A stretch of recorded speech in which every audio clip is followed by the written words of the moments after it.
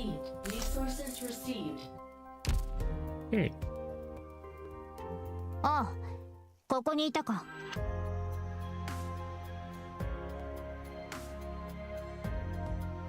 And we're live. Hey, what's up guys, James here, again with some Arknights today.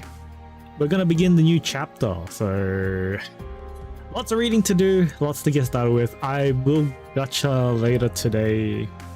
I don't know, about a couple of chapters in, maybe? Well, a couple of parts in, I don't know. But yeah, let's jump right into it. Usually Arknights chapters take a very long time to read.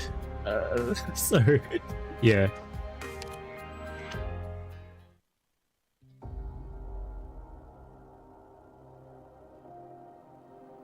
Okay. Did you do linchpin? What's linchpin? Sorry. The end of past and present tells with silence the last light breaking, and the still hour is come of the sea tumbling in harness. That was written weirdly. I feel like I've heard linchpin before. Are you talking about the online test? Which, if that's the case, then I did. Yeah, the web event. Yeah, that's it. And I got the one with priestess. So yeah. Universe. How should we interpret this word? With mathematics, physics, faith, imagination. Yeah, very cool. We exhausted our minds attempting to define this still unfamiliar word in a variety of languages, and arrogantly claimed to have mastered true knowledge. So why are most of us silent when destruction is so near? You cannot turn back from knowledge, since we have glimpsed the partial truths of countless fallacies. It is only natural that we cannot retreat into the darkness of ignorance and ignore the advent of the end. Oh man. I was okay on either side, but I was like, okay. Can we drag priestess onto our side? I think perhaps I've touched on the key to resolving this ultimate question. Use the language you and I created, Doctor.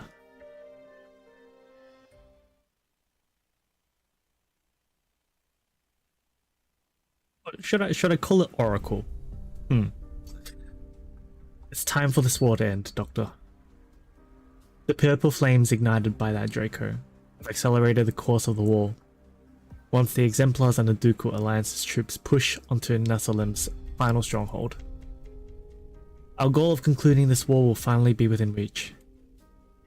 But, Dr. Kelsey, how long will it take for us to cover this short stretch? There's no way to tell, Hamia. It's hard to tell who's speaking. On DM Outskirts Battle, Wreck of the Oriana. Originium. Bloody Originium's really chopped this battleship in halves. I have to remain here and continue the fight with the local garrison. Sorry, kid. I can't go on with you. This whole time we've been seeing nothing but ruins and dead. No garrisons at all. Also, please don't call me kid. The monastery's already celebrated my coming of age. You remind me of my daughter. See the light shining up high there? That's part of Her Grace the Duke of Castus Gloriana. The gun's still working, which means the news I got from the broadcast is true. My squad served the Duke, still have to go back. But your wounds? I can walk, since you helped to patch me up. But you... Are you sure you want to go back to the city? It's the most polluted place there is. The active Originium in there will be the death of you. Bishop told me that the kind person who saved me from the mines went through hell and back to deliver me all the way to the monastery. So I knew from an early age that salvation never comes without a cost. Don't worry about me. The clergy taught me many ways to keep myself safe. Hey Festolan, what's up? How you doing? We're doing a reading stream today. Gacha will be, I don't know, maybe in half an hour or an hour, I don't know, we'll see. But yeah, got a gacha for MONSUTA. As long as I can save one more person, anyone, before I reach my end. To be frank, it's the first time I've seen a cleric as devout as you. Your kind heart is the pride of Victoria. The bishop says faith is not all for pride and glory. The faithful believe with sincerity that good deeds will better this land. Better this land? Anyway, thanks, little Quartus, for everything. Could you help me out one last time, kid?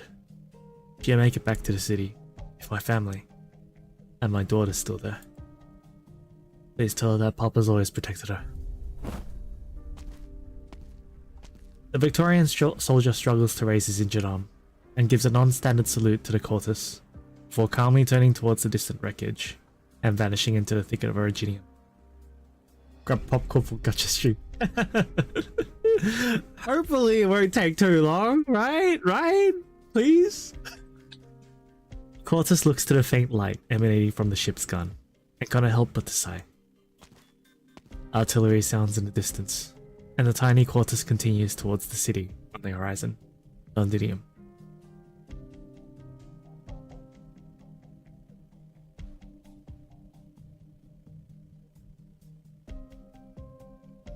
I hear the cannon fire too, Doctor. Madame Catherine's crawler is already assaulting the Naxxra's front. Or will the war end once we beat them? And the innocents who've suffered? What will happen to them?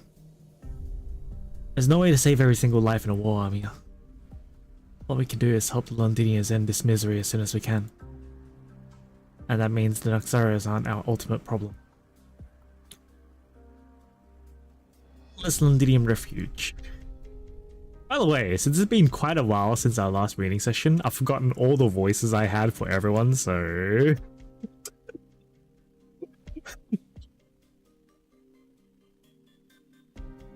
Davey, please don't tell anyone else this kid is hiding here. Hiding here? Oh, it's the dude, right? Hello? Let's go. Okay.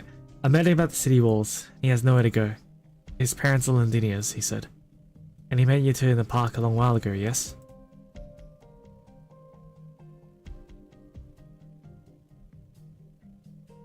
I don't remember. He helped us and I promised to help you. But he's not you. Thank you.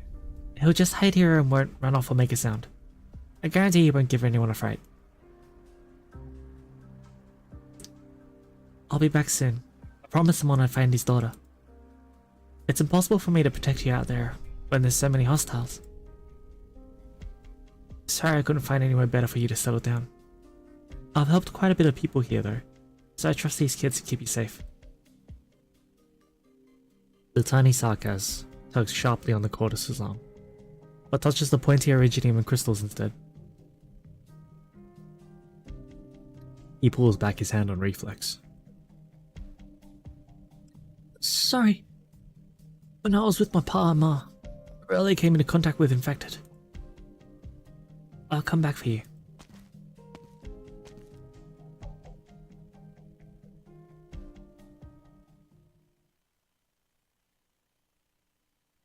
The Quartus is not gone for long.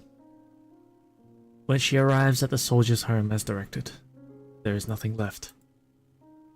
The letters found in the ruin tell her that the soldier's daughter joined a force rebelling against the Sarkaz in the city, the Exemplars. It is a difficult journey for the Quartus as she returns to the refuge. When the Victorians joined forces to attack the Sarkaz front at the Palace of West Haleg, Originium continued to spread throughout the city. There are also those mad Sarkaz mercenaries wandering recklessly around, as if they've lost any semblance of humanity. Her head hurts, from the city's terrible condition, but also from the horrific black crystals in her body. I might be nearing my end now, Father Bishop.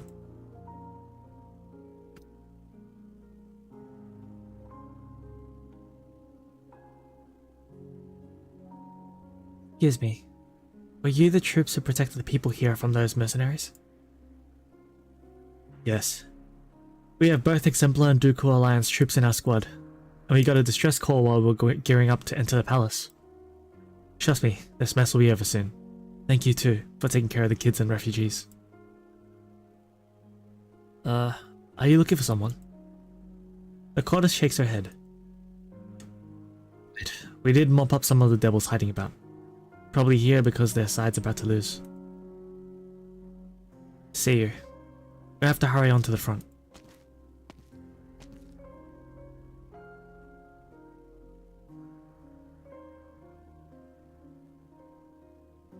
I didn't see that kid. Follow me.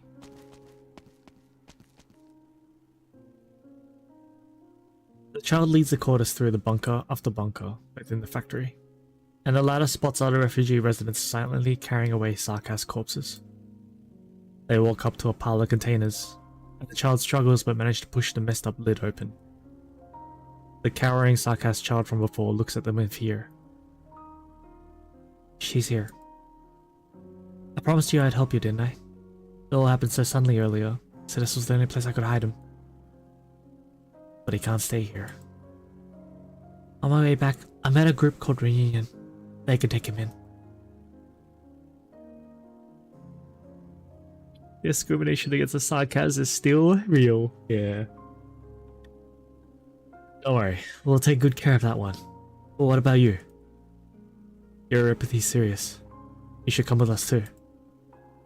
I still have some things to do. Alright, I won't force you. You remind me a lot of my comrades. Here's some suppressants and protective gear. Good luck. You too. Victorians advance in waves from afar towards the Naxara King's last stand as life fades away. That is not her war. She feels fear and has no way of comprehending how these people overcame their fear of death. What keeps them pushing onward? But she hopes to save people too, to continue numbly, one life after another, even if it's all in vain. She recalls the day she left the monastery, when she and the bishop bid each other farewell by the riverside church.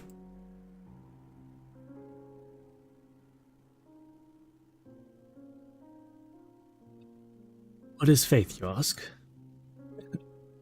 I traveled to Iberia in my youth, and saw with my own eyes how the lives of those around me lapsed during the profound silence, but that tenacious nation has never once yielded. At first I only admired the country's vitality. As I lived my life, I came to realize that vitality, that is faith. Who was there to teach me, or even the other Iberians, what path to take in life? Did anyone promise us we would surmount such a terrifying disaster? No, but faced with calamity we always convince ourselves. Everything we go through is inevitably for something. Suffering will eventually end, and we will enjoy our wonderful future. That is faith. Faith does not reside in scripture, nor in our prayers and hymns, but in our lives. Faith is in our bodies and minds, in every heartbeat, in every breath. It is the source of all strength. Only because we believe.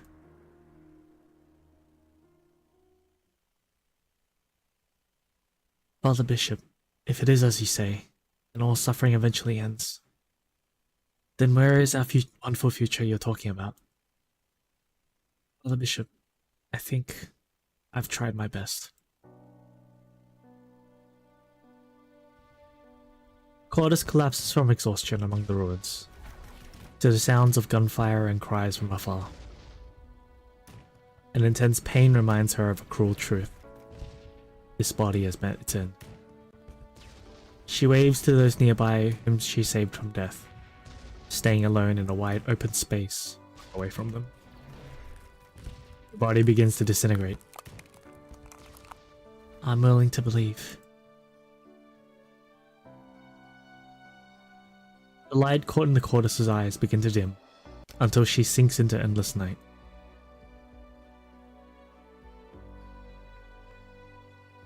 Then she seems to see someone hold her almost shattered hand, and light begins to flow back into her eyes.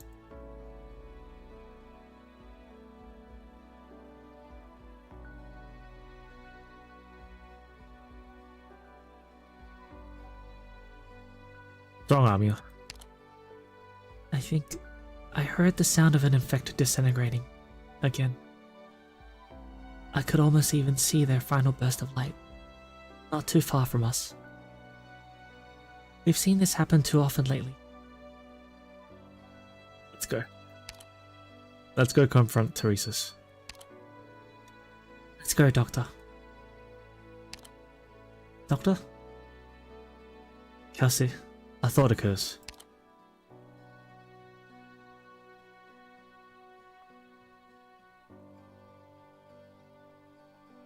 Select the one that's grammatically correct.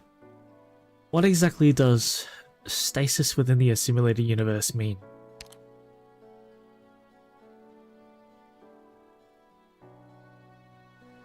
A surge of information rushes forward, trying to engulf him. But Teresa's does not budge. Finally see with my own eyes what great feat you've managed, Teresa. Reginium Assimilated Universe.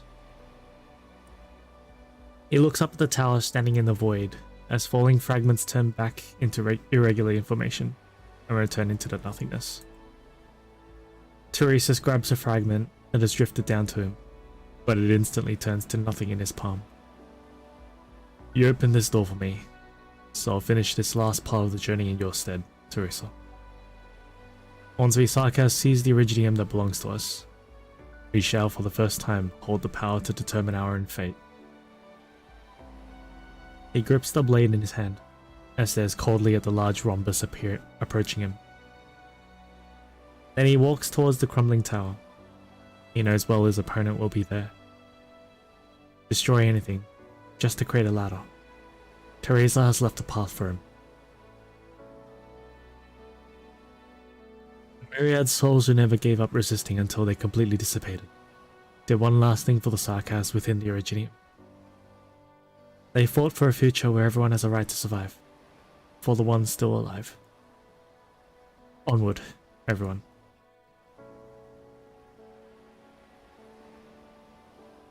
Just as always, my blade will cut our path forward, and you will lead the way. I never break my promises, Teresa.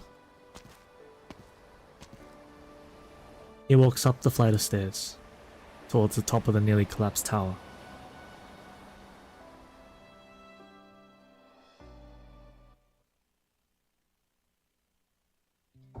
Badge. Death shall have no dominion.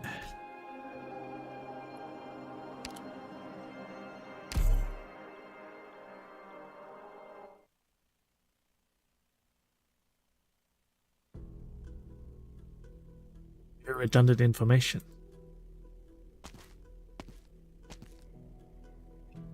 What remains is nothingness. He looks at the rhombus. It appears to be an eye staring at me. For the first time in his life, Teresa feels a shiver run down his spine. But it isn't his own instinctive reaction. He feels that a force, a will he can't see, is trying to make him submit. Be you a god or my creator, come out and face me. Dead silence. Cold. There is no response from the void. Master, you shouldn't have come here. Her Highness has already made a terrible, reckless mistake. I do not want to lose another person I care about. Master, leave this place. The time is not right yet. You should not use her to mock me, a self-proclaimed creator. The Ascalon standing before him is no illusion. This marvelous space has materialized his memories. In my memories, you are the same as before, just a little less mature. Since those who truly control this place dare not face me directly, then Teresa has indeed succeeded. They must have already been subjected to numerous restrictions, Otherwise, those arrogant beings wouldn't have tried to get you to stop me. Teresis raises his sword. You still do not wish to leave with me, Master? If you really want to take me away, then defeat me. As you wish.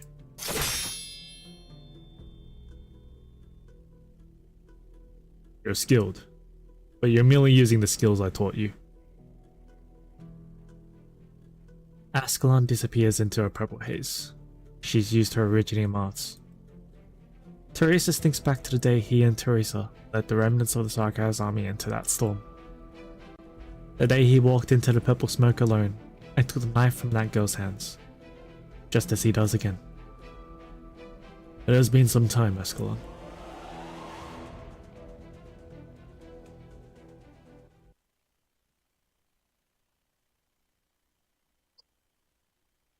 So whose side are we fighting on here? This is Teresa's here. Side of Ingenium. You hide in the void, gazing upon me, trying to crush me with the memories that I treasure. You fear, Creator.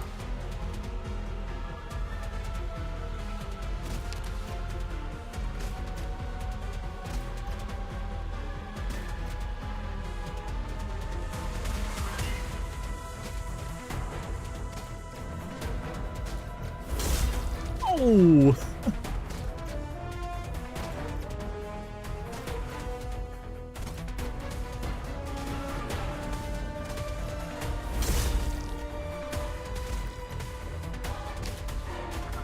I wanted to read that.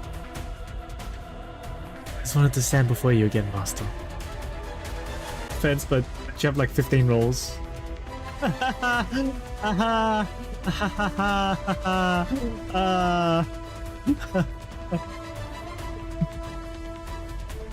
Yeah. I probably need to open my wallet again, don't I?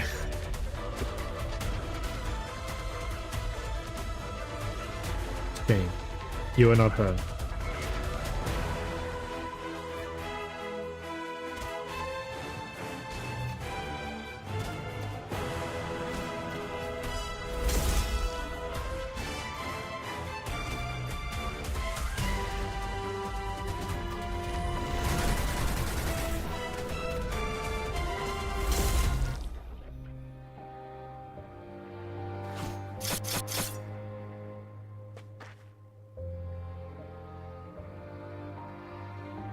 It lasts much longer, Master. Teresa has left more behind for me than you think. Do you expect I would tread this unknown ground unprepared? He watches the rhombus approach from the void. He already understands. You're watching me, aren't you? Teresa beat you once. Fall behind. I will sever your control over Amnanam. You cannot harm me. I told you, you need to be more decisive, no matter whom the foe is. You took too long. I stand where they departed, the end to which Teresa guided me. I was never the only one putting the hubris of the gods to trial. The voice of the Sarkaz has been silent for too long. The shards of the tower gather around Teresis, before they turn to entropy. Gentle whispers. He hears the defiant cry of the Sarkaz against fate.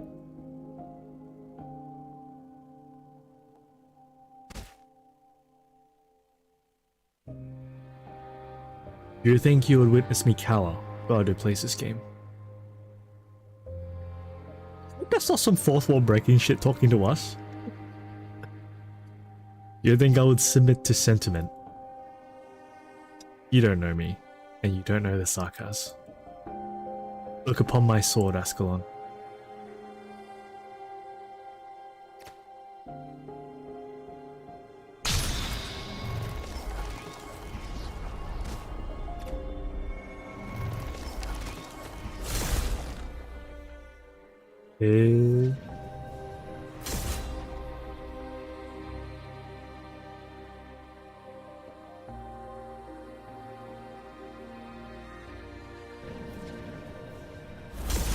Mission accomplished.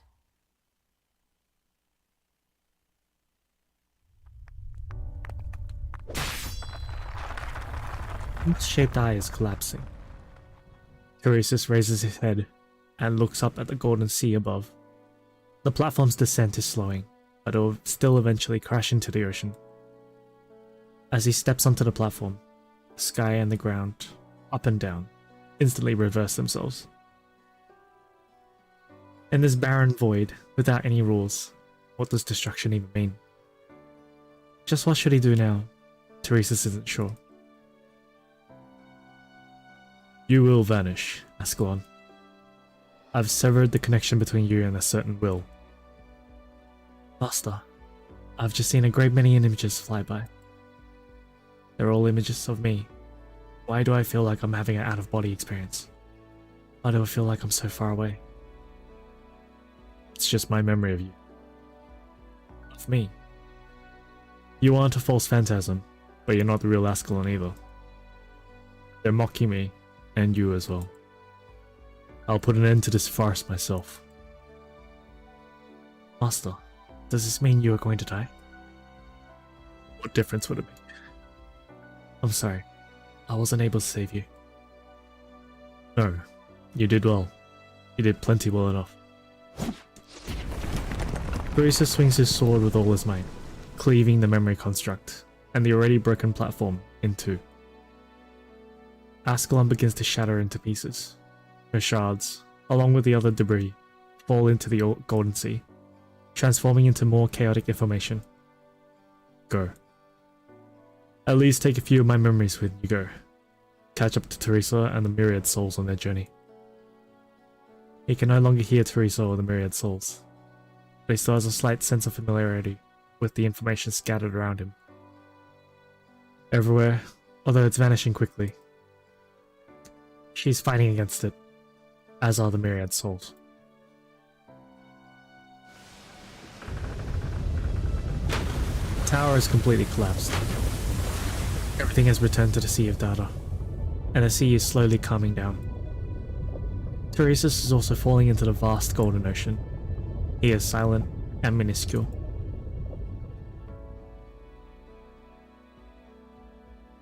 This is by no means the end, but do we have enough time left? Tiresias, our blades will not be enough to destroy the gods. However, we may manage to destroy them with our own methods. But I can't promise you this will work. I have no reason to doubt your judgment, Teresa. Tell me what I must do. Face the gods directly. Tiresias turns around and, without any hesitation, swims for deeper waters, disappearing fully into the black abyss of data. After a moment, the surface of the sea begins to stir and boil again. Then that sea splits open, as if sliced by a sharp blade.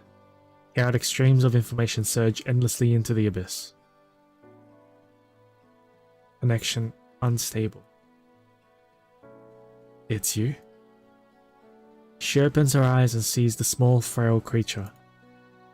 Then all the violent scenes come to a screeching halt.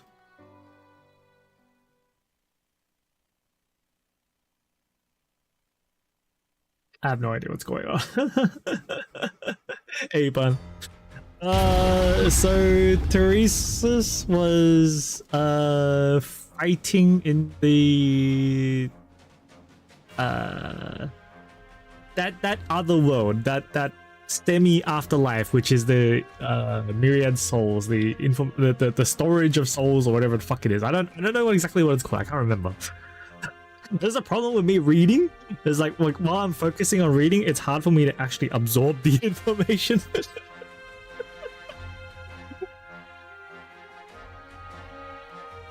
I don't know why he was fighting in there though. So, yeah, I don't know what his actions actually are going to lead to. Is he trying to destroy the thing entirely? Yeah, fight inside Priestess's SSD. Yeah, essentially that. Yeah.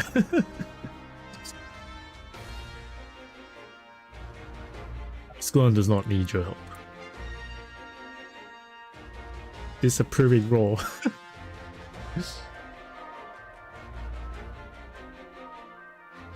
It's not the proper stage for your fair fight.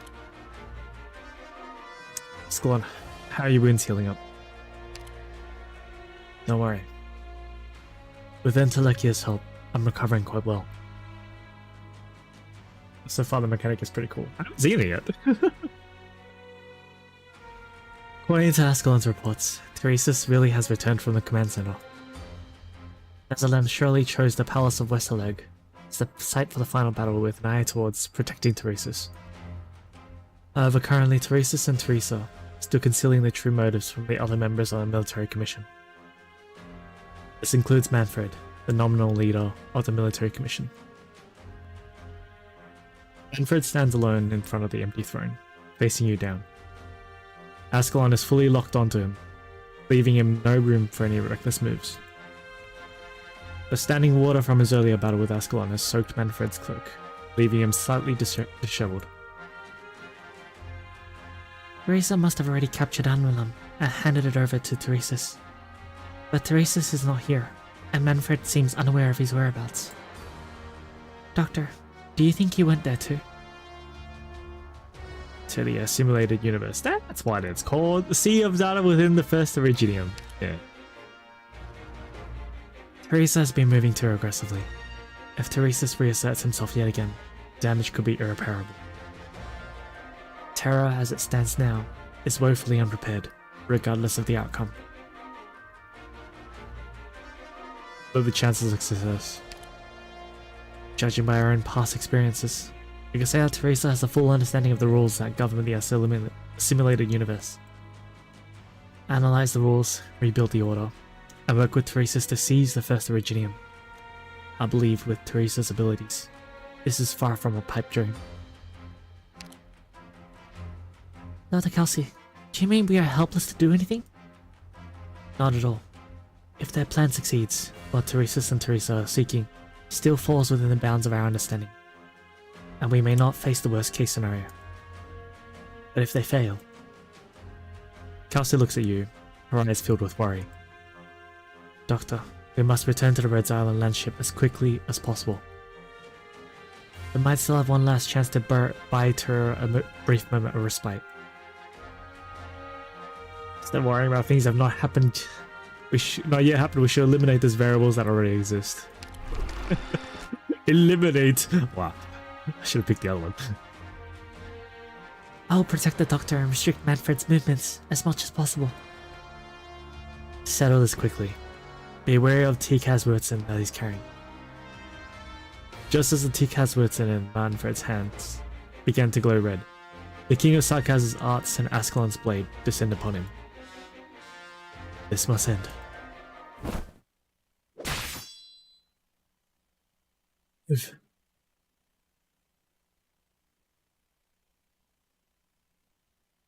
Ascalon instantly dissolves into purple mist, scattering amidst the flash of the blade before reforming again. The barrier woven by Amia protects you and Kelsey, and it begins to falter against the blade flash.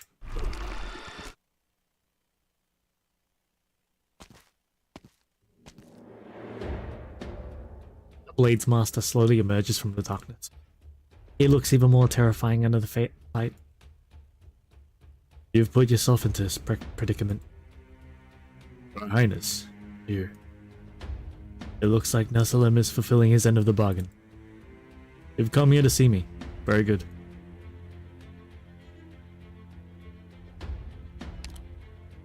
You see a man standing calmly before the throne.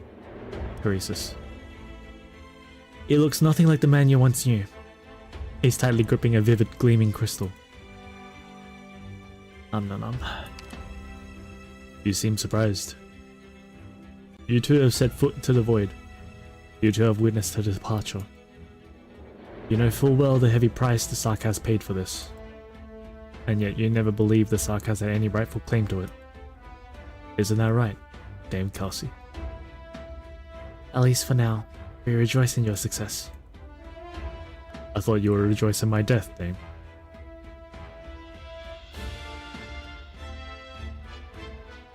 What does it mean?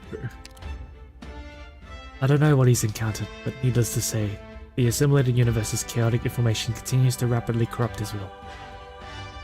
It will carry on this way until his entire body is fully recoded in another format. Originium. How much longer can he hold out? Frankly, I'm stunned he's managed to survive this long. Your Highness, I shall escort you out. Maybe you can still find a way to. Dinium does not need me anymore. Please handle the remaining tasks. I must do one last thing for the Sarkaz, while my mind is still clear. Red Island, the equality you seek may be a noble goal for all Terra, but we Sarkaz will not be there to greet its arrival. Such bitter irony. You and I brought that about that outcome with our own hands, Doctor, and now you're walking the very path you once laid out for me. Amnanam is responding to Teresa's call. The entire underground throne room begins to shift. The path by which you entered is now gone. The hole sealed in the lower layer of Londinium is being filled, at a pace visible to the naked eye. Stop him. Surging Iridium assimilates Amiya's arts, something she has never experienced before. It's not working. Why? But Teresa still shows the same, rarely seen pain look on his face. Cortus, you are much like her. Iridium assimilated Amiya's attack. He's currently adapting to, studying Amnanam. But the more he is exposed to it, the more the chaotic data streams will impact him. The first Iridium, having had its authority seized by force, can't possibly compare to the state it was in when first created. We still have a chance. You don't have to attack head on. You need to get closer to him, and Amnanam. Just trust me. Trust me, bro. You'll never forget how you felt in that moment. You nearly lost Amiya. However, you feel a torrent of jumbled information rushing through your mind. Time is slowing down, but you can feel the Iridium you control. Maybe, just maybe, you still have a chance. As long as you can remember everything that happened. If you can do that, you'll be able to stop the Iridium. I'll do my best to carve a path for you, Doctor. Monster, don't worry about me. Protect the Doctor. The Doctor is the only person out of everyone here who can stop Amnanam. Trust me. The surging Iridium activates the pool of dead water that has lain still on the surface for ages. Mist clinging to your mask makes it hard to see the road ahead. However, you feel a silken thread wrap around your waist, gently guiding you forward. Amiya? Keep going. I told you before, this conflict ended long ago. Doctor, Teresa and I fully understand that there is no place for us in the Sarkaz future. However, Ascalon, Manfred, your future does not lie here either. Iridium creeps up Manfred and Ascalon's bodies, pushing them towards the edge of to the end of the battlefield. Leave. Go to a safe place and wait there. Remember to take Amnanam back to Castle. Wait, Your Highness! Manfred's voice vanishes within the underground throne room. Teresa's already scuttled him off to a safe place. You don't get to make decisions for me anymore. Ascalon dissolves into a purple mist, slipping through the cracks in the Iridium and remaining in the throne room. She is everywhere all at once, just waiting for an opportunity. Holy. Amnanam is still flashing, but his movements are becoming increasingly difficult. The Iridium is restricting his arms, his eyes, and even his thoughts. But still, he forces himself to remember one goal: to bury everything here. He needs to hold on to his last shred of sanity so he can leave Amnanam with Manfred, who is finally safe. He struggles to lift up his sword, as he once did when he served at the time at the side of the King of Sarkaz. He raises his sword for the Sarkaz one final time. Doctor, we meet again at last.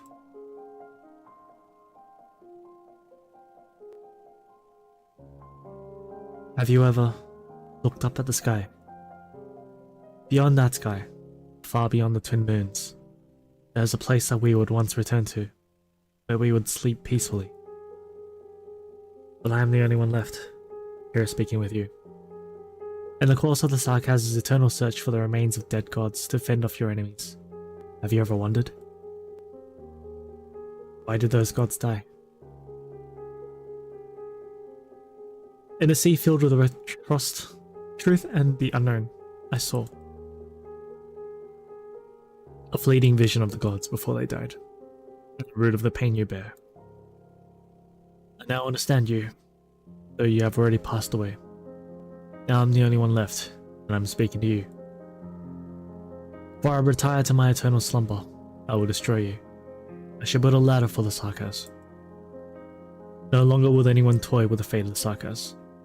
We shall reclaim our own destiny, Doctor. Teresa swings his sword.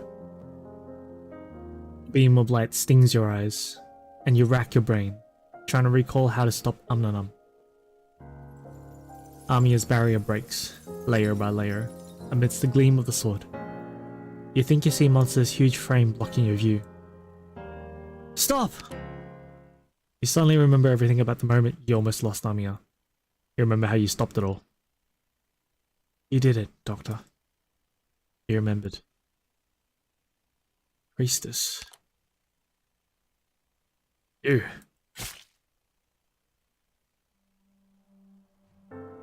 Told us that we would only have one chance to strike. You really have slowed down a lot. Teresa struggles to lower his head and sees the blade that has pierced his heart, as well as Ascalon, with a determined look on her face and tears in her eyes. The figure steps out of the smoke and pins Teresa to the throne with all her strength. Amnanam and his sword fall to the ground, lying in the shallow water reflecting the dim light. Master, this is the end. Teresus raises his hand. Careful, do not let him touch it again. Teresus clutches Ascalon's assassin blade and uses all his strength to slowly draw it from his chest. There is no blood. There is no warmth. All that's left are a few shattered crystal shards. Well done. You finally found your conviction. Your heart. It stopped beating a while ago. I've repaid my debt. Take it. Teresus, straining, shifts his gaze towards Amnanam lying on the ground. Find Manfred. And Castor. Go home. You. Ascalon feels himself being pushed away by a very weak hand. I will stay here. I cannot let the Sarkaz know my fate. He hears faint cheers from above, the cheers of the Victorians. The Naxara king is gone. His war ended just before mine. Doctor, I was able to gaze upon the true face of the gods. I only regret that I was unable to completely defeat you. Kelsey? Assuming he speaks the truth, he may have brought Terra a moment's respite. Regardless, we must continue our preparations, Doctor. Then, Teresus? He will remain here. I'll ensure that no one disturbs him, and no one finds him. She holds up Amnanam and Teresus' sword. Doctor. Kelsey. Amnanam belongs to Kasdal. It must return to Kasdal. We must consider this matter carefully. The damage the Sarkaz inflicted on Londinium is bound to stir a new wave of hatred, and without proper guidance, it could lead to an even darker nightmare. This war must end, but Kasdal must also take measures to protect itself. We can go to Kasdal together and watch how they use Amnanam. This really is the best move, Kelsey. There are many things we need to discuss, but not here. First, we must use Amnanam to leave this place. Give it a try, Doctor. Strange, it's not responding to me. Let me try. I can feel a faint connection. I think it's responding to me. Sealed passage reopens yet again. Is it assaulting my thoughts? Enough. I can't just keep using this thing haphazardly. I need to do more research on both its uses and its potential dangers. Ascalon looks at the figure on the throne. In the darkness, she cannot make out his face. Her eyes are a bit blurry. I'll go with you. I'll respect his wishes. I don't need to witness his end. Ascalon. The Cordis hugs Ascalon tightly. Ascalon suddenly realizes that frail Cordis she once found in the wilderness has grown up. Let's go home together.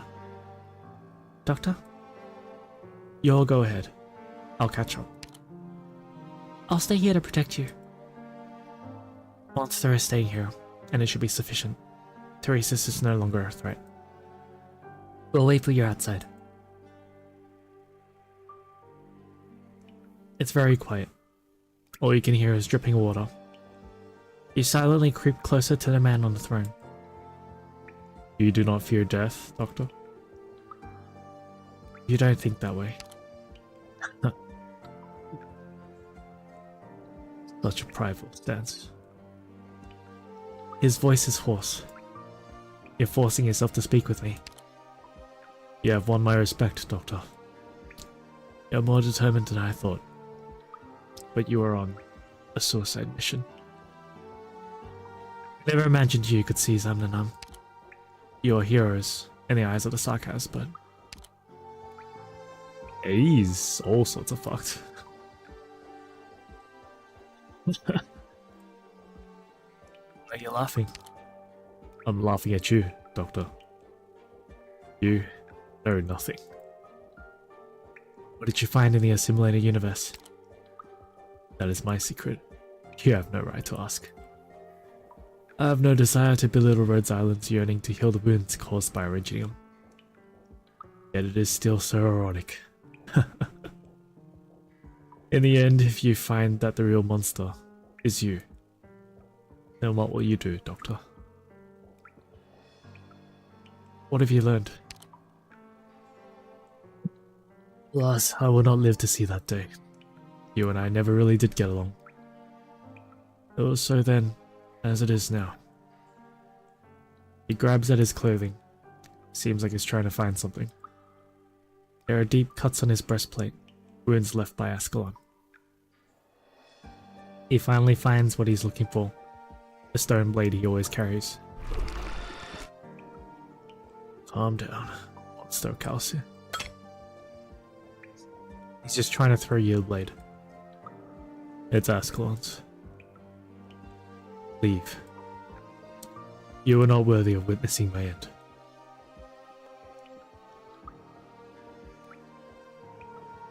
Directly below the Palace of West Haleg throne room, on a lowest throne in Terra, the region of the Sarkaz accepts his fate, alone. This first Victorian throne, which has been eroded by time and bears little resemblance to its original form, was moved here intact when this nomadic city was first built, became part of the foundation of the Palace of West Haleg.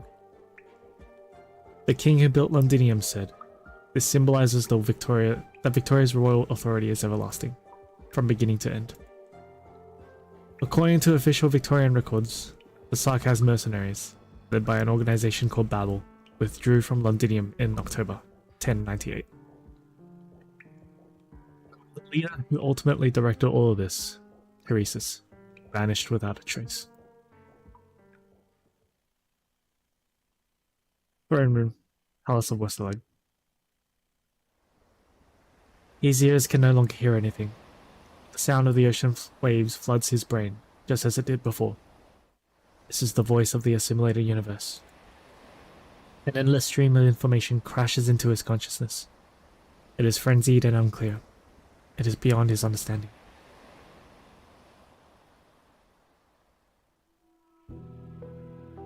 Teresis has very little time left to think.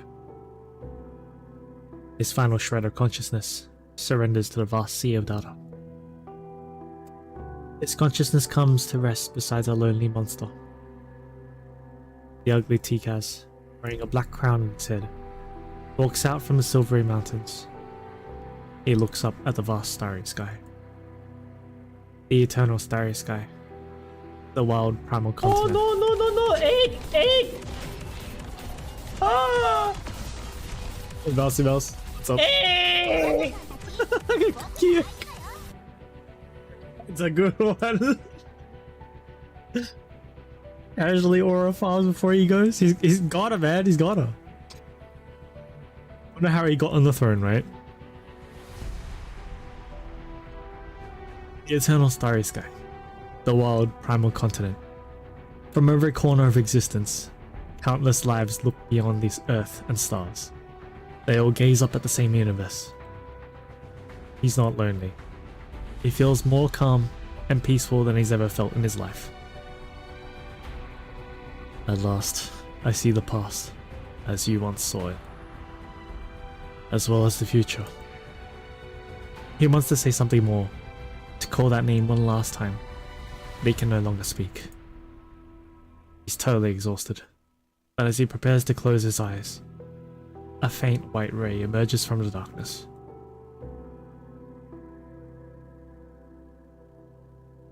We insist that you know the parting words she left for you. As Teresa left with the myriad souls, she heard your voice among the many who called out to her.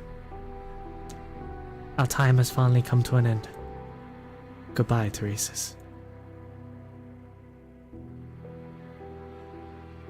He strains to open his eyes. His field of vision grows even darker. But he recognized the figure in white some time ago, as soon as it first appeared. Goodbye, Teresa.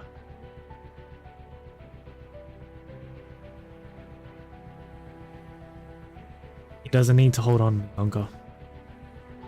He flashes a slight smile and allows his last wisp of consciousness to dissipate.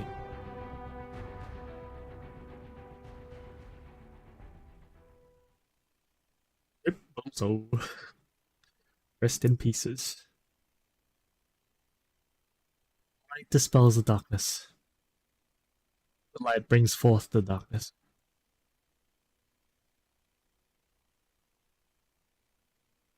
The light pours into his eyes once more.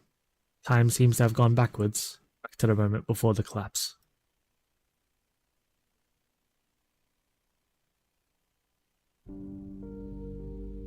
You were lost. Who speaks to me? It has been a long time since this place has seen a new visitor. Or are you the last survivor of the ruined planet? Remember, my consciousness was shattering. And then, disintegration.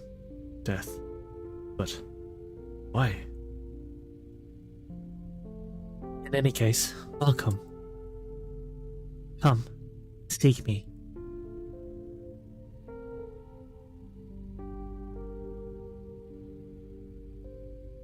Oh, this one's here too. I remember a hand reached out to me before I died. This place.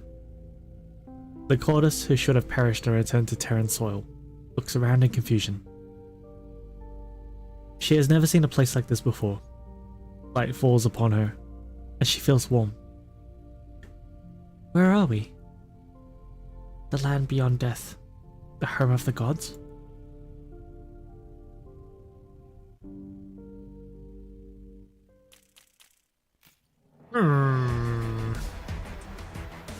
He went to the Neo Automata bunker. Dude, I thought the same thing! Doctor, the new adverse combat difficulty is available for this stage. Okay. Tap here to enter adverse combat. You directly enter adverse combat, begin the simulation. This way, only the sanity required for adverse combat itself will be consumed. Yes. Upon completing the simulation, corresponding standard combat stage progress will sync up, and the first clear rewards for that standard stage will also be obtained. Yep. Okay, adverse combat shit. Yes. Okay. Adverse mode is free now. Oh, that's great. Okay, it's not double the cost anymore. Ah, I see. That's nice, I guess.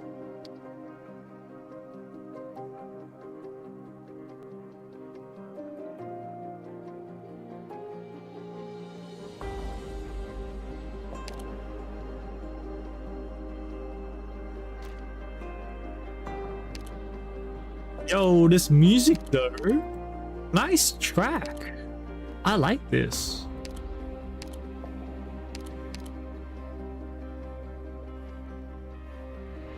Where's Monster? Not yet. 明確な作戦目標だな。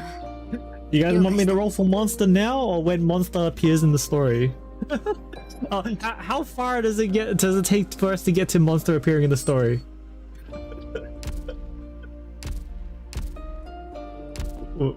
We'll just roll now. ドクター、 I assume it will take a while, so let's just roll now. About 17 chapters away. What the? Okay, yeah, we roll now then. Hang on, is there any certificate that I can buy or anything? I don't think so. Yeah. Okay. There's nothing I can buy. Yeah. Okay.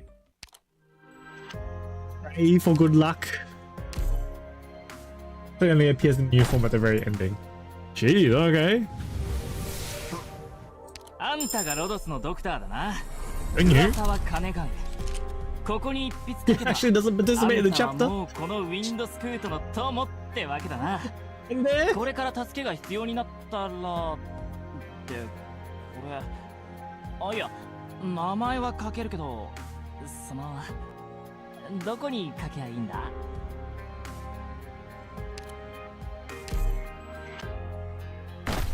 Monster! Come home, Monster! It's a single ticket, that's okay. This one, well, alright.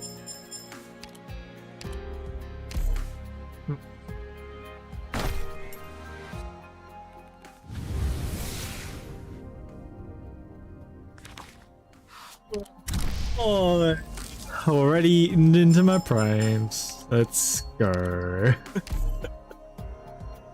Badly. To cash. That's how bad. Why do your resources look like this? Yeah. It was my Ablana rolls were very bad. I went to pity.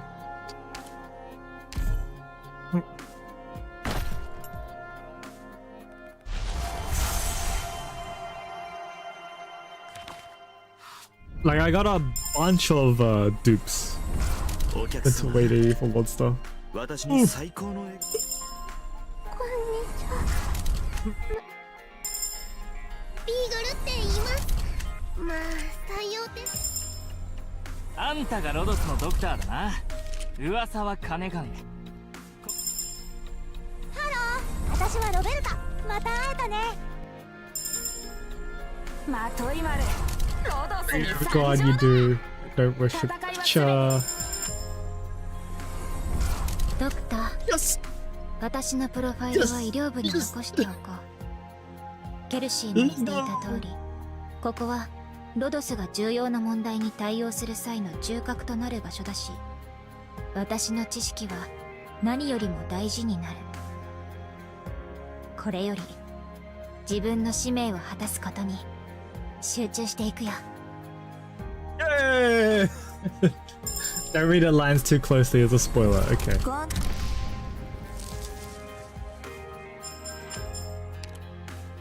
I mean, I'm only gonna be hearing her voice lines anyway, so.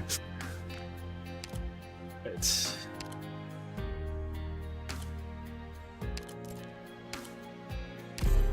彼女は見た。 He saw? What did she say? 彼女は我々の輪廻に終わりをもたらし、私に自由と永遠の命、それから孤独を送った。私はこの孤独を大事に抱えるつもりだ、ドクター。これは自分が何を失ったのかを意識させてくれるものだから。 Same with Pepe and Arantia for me too. Okay.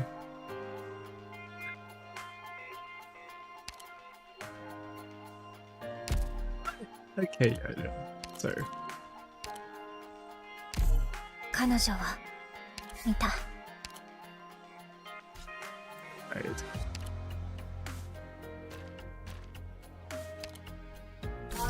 Need 4 medic chips.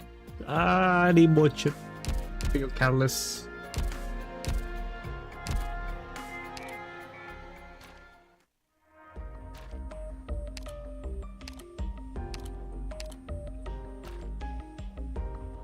Is it not here? Hey, it is here. Okay, yeah. Careful, her skill 2 mastery uses the new material. New material? That's the good skill, isn't it? That's like the primary skill, right? That you want to use? They might as well do S3 Doctor. first. Yeah. 元気がいいじゃないか。 Okay, I would have decided on her S2. Thanks for the heads up. Factory, not this one, this one.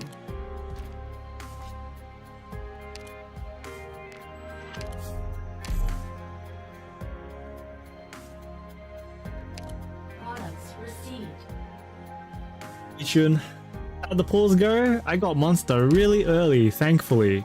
I think it was like 30 or 40 rolls. Yeah, pretty good actually. I'm happy with that.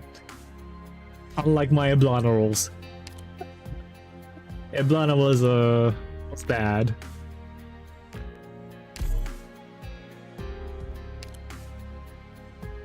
I think it's these things I need. Eblana and Monster Curse. Products received. S2 is like a 4-person arc buff. Yeah. It's like attack speed, but for like 4 persons. Like, what the fuck? That's crazy. Products received.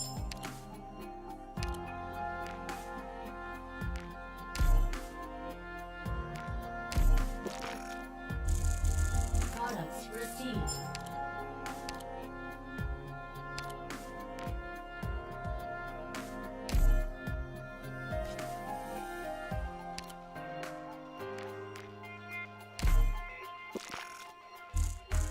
Products received.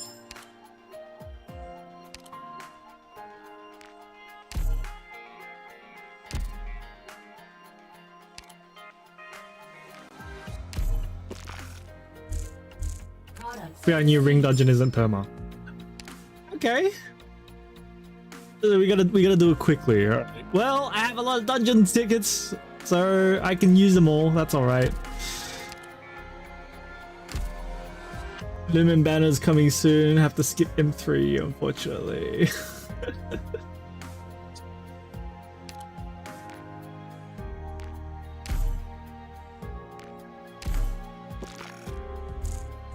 Products received.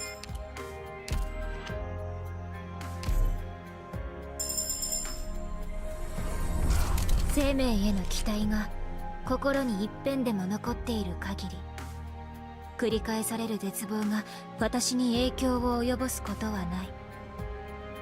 オリジニウムも私の生命を停滞させることはできないんだ。ドクター、誕生した瞬間から束縛されるという運命のくびきをアマテンはとうに壊している。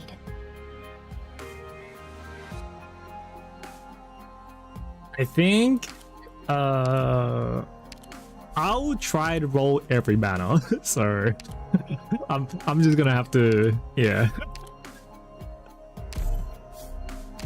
Spoilers. I want to skip, but the most skippable thing in the future is lazy alt, and even she is crazy. Yeah, everyone from here is unskippable. That's fucking crazy. Ah man, I don't have fucking resources.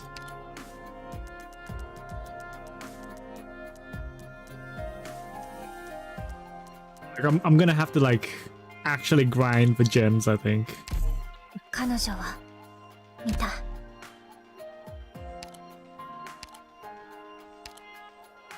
Yes, I got that mastery S1 now.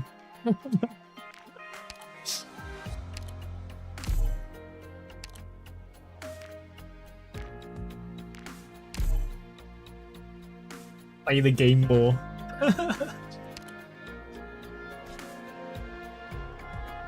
I have to play it more in my own time. You know?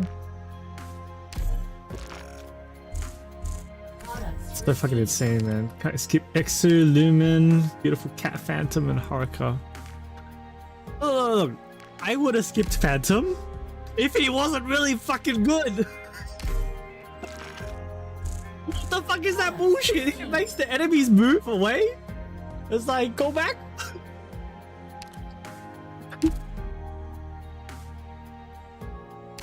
It's so fucking good.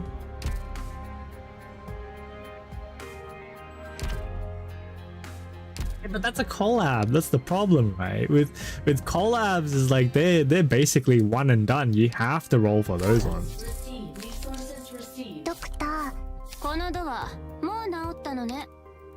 Contemplating skipping Ishida Akira. Products received. I would have skipped him if it wasn't for the fact that he's really good. Okay, he's really fucking good. So, so no skip. No skip allowed. ドクター、元気がいいじゃないか。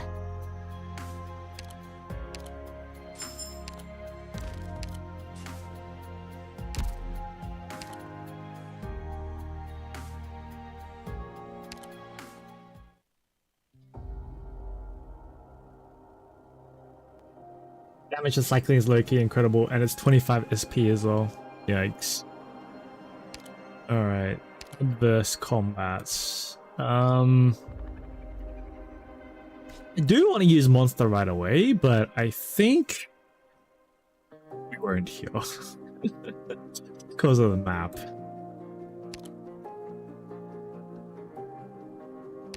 Or I mean, I could anyway, I suppose. It's still probably okay. 必要になれば、君たちはより馴染み深い私を目にするだろ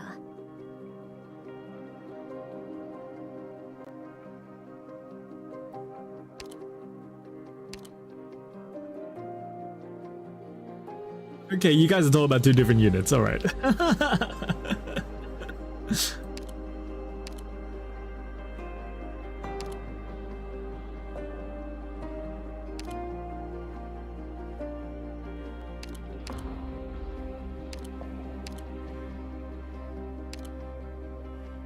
Yeah, what? Yeah, that's fine. Whatever. ドクターの部隊補佐として訓練に参加しますわ。Oh, where's? Okay. 風が穏やかで日差しがうららかね。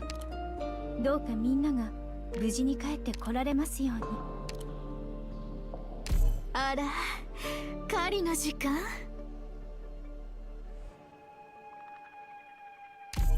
Go with that. Skipping Adamuchika, not a huge fan of the anime or do like the gameplay. Bells? Why am I hearing them ring from all directions? Cookie Charlotta Fire Pierce. Nani? I'll have to see their kit afterwards. Okay, okay. I have the funds to spare, so I'm gonna go for it. Her voice is so soft that it does not even echo off the walls. As the foggy light comes, lots of tiny holes appear in the walls, opening and closing, breathing. When the light disappears, the walls turn white and silent. That light is very different from the Holy City's light that the bishop talked about. That light is a simulated F spectrum. The thing about other Michika is if you're going for them, you are taxed minus 90 up plus 5 skins. Oh, 4 skins. Oh god. Oh, pain. I don't know if I'll get the skins. We'll see. I can hear you. How can I see you? She presses her nails to the wall. It feels warm and soft, as if she's touching someone else's fingertips. So she places her whole palm against the wall, pressing closely to the wall's fine patterns and textures. Wherever her hand moves, the patterns stretch along with it, as if they're quietly guiding her by the hand. You're responding to me?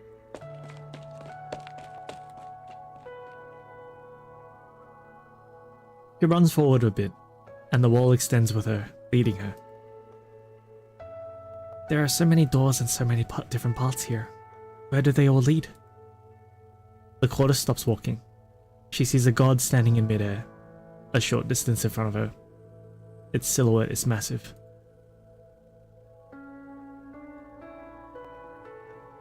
The surface of the god's body carries a murky sheen, unlike that of any metal. It nimbly arranges a vast array of glowing fragments in the patterns. As the patterns change, the fragments shift color in turn. God damn it, Max. The girl notices that there is no halo on the god's head. The mid-air colossus completely ignores her, gliding past without hesitation. Yeah, I'll consider the skins then. In that case, that's a lot. 5 skins, jeez, yeah.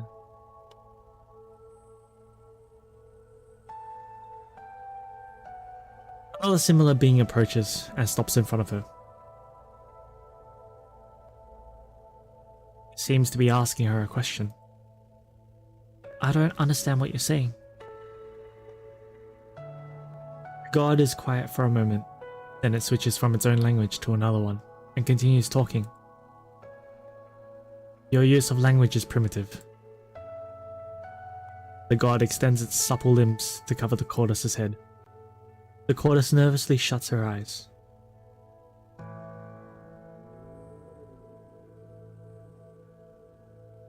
There's no need to fear. I'm analyzing your brain frequency and will upload it to MONSUTA. The fuck is MONSUTA? Their knowledge base? Language, you. Sufficient to communicate. Not yet vectorized. Extrapolation, deduction. Language, temporary adjustment. Resonance, necessary. I can't understand you. Can you understand me? Indubitably. That's a word. Okay. Then, are you God? The Cordis nervously asks the question that she is most desperate for an answer to. God, question. Definition, necessary. The bishop says that God is the embodiment of the law and the Lord of the Holy City, who protects the sick and the dearly departed. These things that he says were never recorded in the history books. Heard rumors about Sylvester Shelter for C&1/2 anniversary. Might have to say for him. It's not a rumor anymore.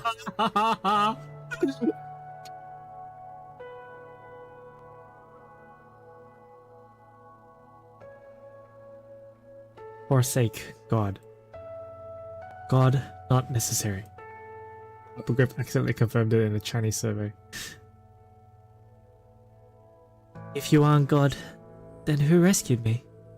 Why have I been brought here? Or is this kingdom come? Are you here to guide me to the kingdom? Questions. Too many. Resonance lacking. Communication inefficient. Ray distorter. Aye. Partial answer. Sure you. The being who calls itself Ray Distorter uses its limbs to draw a window in the air and drag it to the nearest wall. The image in the porthole quickly fades from the view.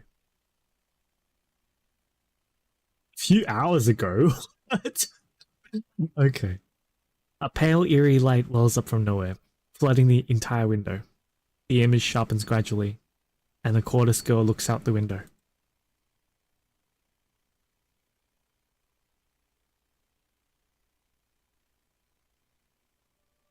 Shattered sphere floats in a dark expanse of space, dotted with countless stars. It is frozen at the moment of death. All the pasts that have not had time to be told shatter into dust. are cast into the frozen void. This link's getting out of hand. The dust particles find each other and circle around the former garden. They clump together into rings that float in the air. The Quartus Girl and the Raider's daughter sail atop these dust rings into the dead silence. We see, sail, salvage. You shut up. Fear? The faraway things, the twinkling things, they look like eyes. It's really scary. They're just stars, but they feel alien to me. There are too many of them. They are too close, too bright. You're not scared? Fear is unnecessary. Fear too limiting, too inadequate to describe. The Quartus looks through the window and sees that tiny holes have appeared in the walls of the ship. A bright light appears somewhere far, far in the distance.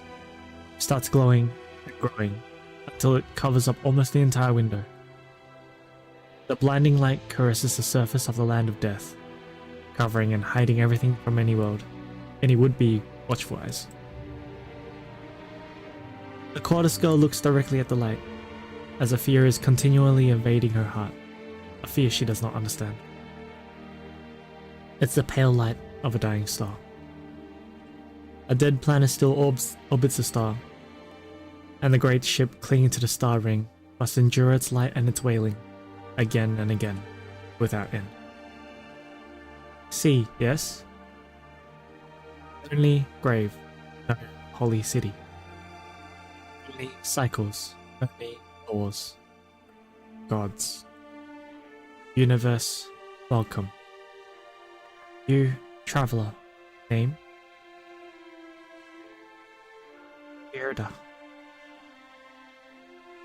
I don't know when it started, but the nickname the clerics used to tease me with became my name.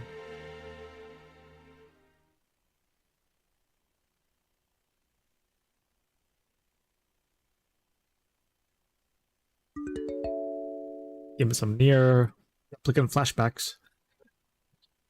Administrator permissions confirmed. Unlocking a restricted access project. PRTS repaired audio log 0422. Priestess. Access restrictions unlocked. Date unrecoverable. Play log under development area. Subject Kasi.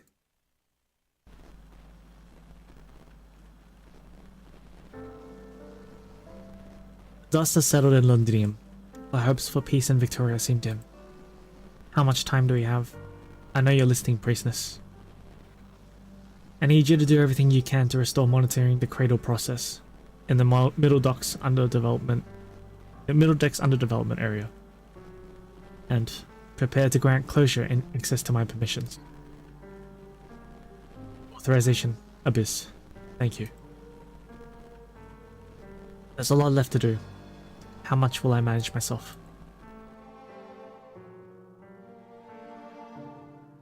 Feedback finished. Erasing access log.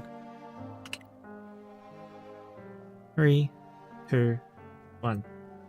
It has been erased. Administrator, do you want to unlock the next classified log? Operation confirmed. Unlocking next log.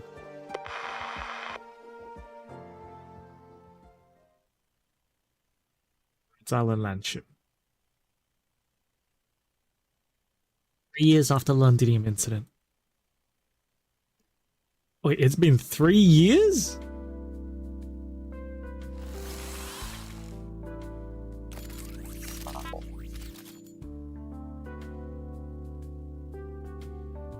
Good work. Seems like closure and mechanism upgrades are effective.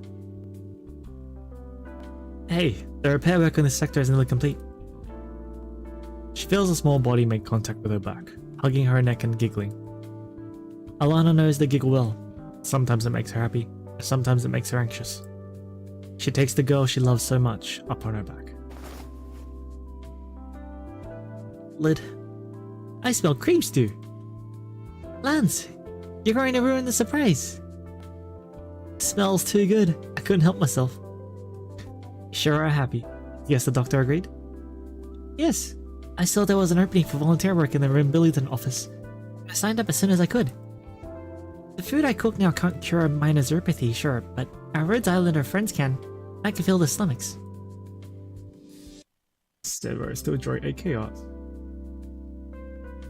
I don't know if I remember that artist. If Savage and Ray hadn't vouched for me, the doctor might have rejected my application on the spot. Well, it's my responsibility as your guardian to accompany you, obviously. Savage and Ray are with me. No worries. But even when I'm not around, you still have to eat, right? Lance. I've left a full week's worth of soups in the day in the kitchen. All your favorite flavors.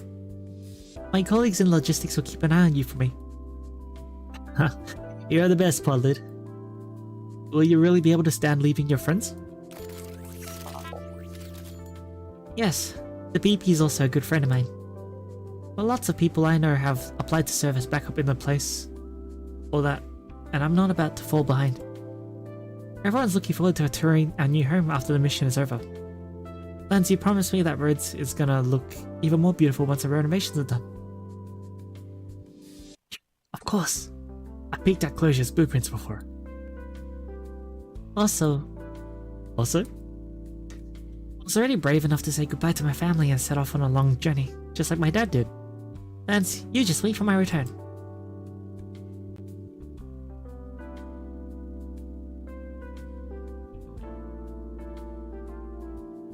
Giant cookie. It's from Kirby? Lots of operators are getting ready to head out to support posts or cookies. You gotta eat good when you're traveling. Kay was really firm with me on that. I just wonder if she's gonna end up eating most of the cookies before she gets to share them. I set up with Vulcan to bake a batch of cookies as quickly as possible, so Kay could pass them out to all the operators going on field missions. When the time comes, I'll have Sonia go with Kay to distribute them. Why? Forget it. I'll just drag Lito alongside with me. I'm fine as long as you give me the honey drink you owe me once we get there. With the drink in my hand, I'm at your command, General Zima. What a headache. All this talking to people shit. This is Natalia's work. But Rosa can't be everywhere at once. She has a lot of specific plans to go over with Amiya too, you know? It's been a while to see the backroom-esque cafeteria. It has, yeah. So I left Hypogryph due to plagiarism for Ascalon's skin. Huh. Okay. And they're still doing AK arts. Well, I guess if they still like the property. This trip's going to be a bit more trouble than usual. After all, we're going to Versus. Or did you give the task of planning with Amiya to Rosa because you were afraid you couldn't do it? Who said I couldn't do it? It's just Ursus, the place they all left together. So much time has passed since then. Zima believes they are ready to go back and face the place once more. Gumi, what's wrong with your hand? Nothing, Zima. It's just a little sore, is all. We had them baking too many cookies. The bakers in the canteen got worn out. Even Kay, waiting right outside the door. I had to get dragged in to help like a good girl. Don't worry about me, Zima. She wants to fill the bellies of the operators who took good care of her and are now leaving home. I feel the same way. We'll do our part as all. Anyways, Natalia also needs to spend some time. You need help? Count me in. See, little club? Look what I can whip up in the kitchen. Dr. Durno? The doctor showed me your application. I took the liberty of applying to travel with you, as your guardian. Truth is, the doctor was too worried about sending you back. I'm worried enough myself. Zima? Welcome.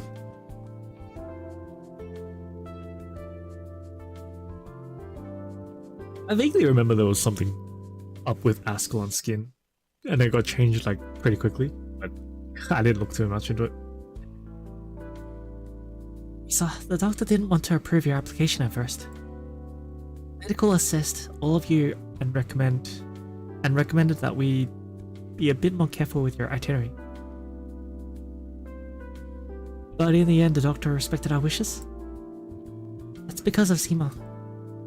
She burst into the doctor's office and vowed to protect you, promising you a safe return to Rhodes Island. Just like before.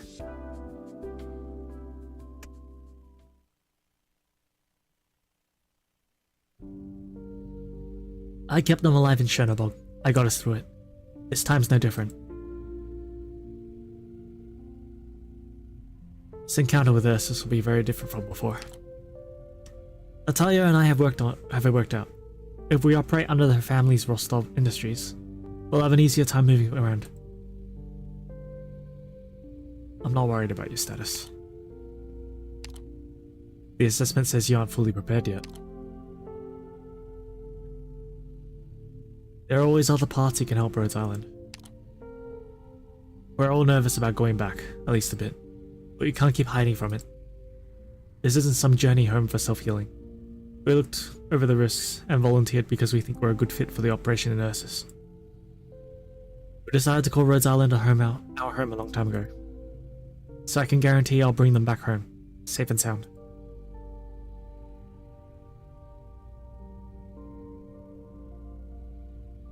Sonia has always been braver than me.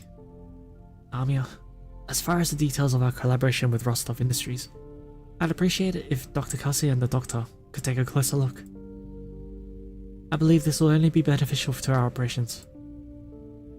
Consider it done, Rosa. However, I still recommend that you avoid conducting any operations in Chernobog for now. Ursus is still patrolling the area as closely as ever, and your identities are still an issue. We'll stay in contact with the ship. There are still many aspects of the Ursine operation that will be up to you to assess. Have a safe trip, Rosa. The ship will be sending additional logistics and medical staff to accompany you, not only to support your operation, but also to explore the possibility of establishing a permanent office in Ursus. By the way, someone else came to find me after your travel plans were announced. She hopes to join you on your journey. Huh?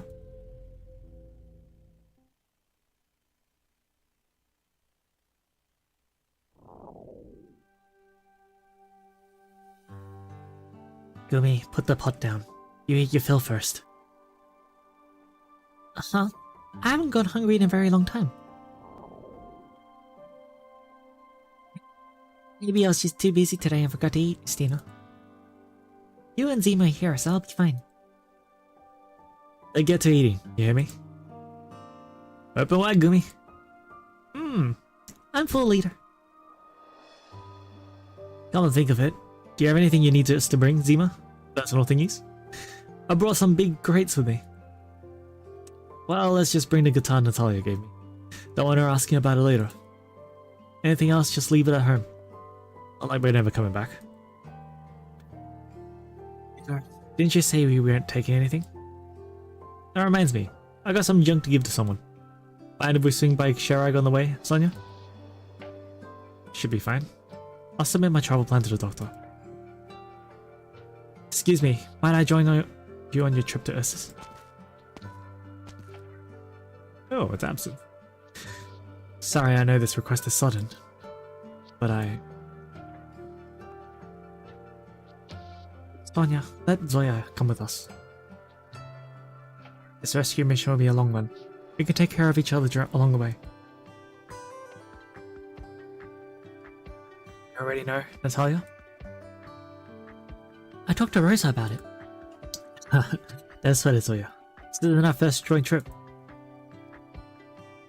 Carrie, wait. That cookie's still a bit raw in the middle. Huh? No, stop her. She'll give herself a tummy ache. Huh? I'm gonna be late. Freaking K. Okay, you're funny. Kay made so many cookies. Those cookies should go to very, very good people. They've drawn quite a lot of characters. Jessica Alta, Ray, Aslan, Bubble, Delphine, etc. Oh, that is quite a lot. Lots of wonderful people are setting out on the journey. They took good care of Kay at home, so Kay wants to make sure they don't go hungry. That's the deal.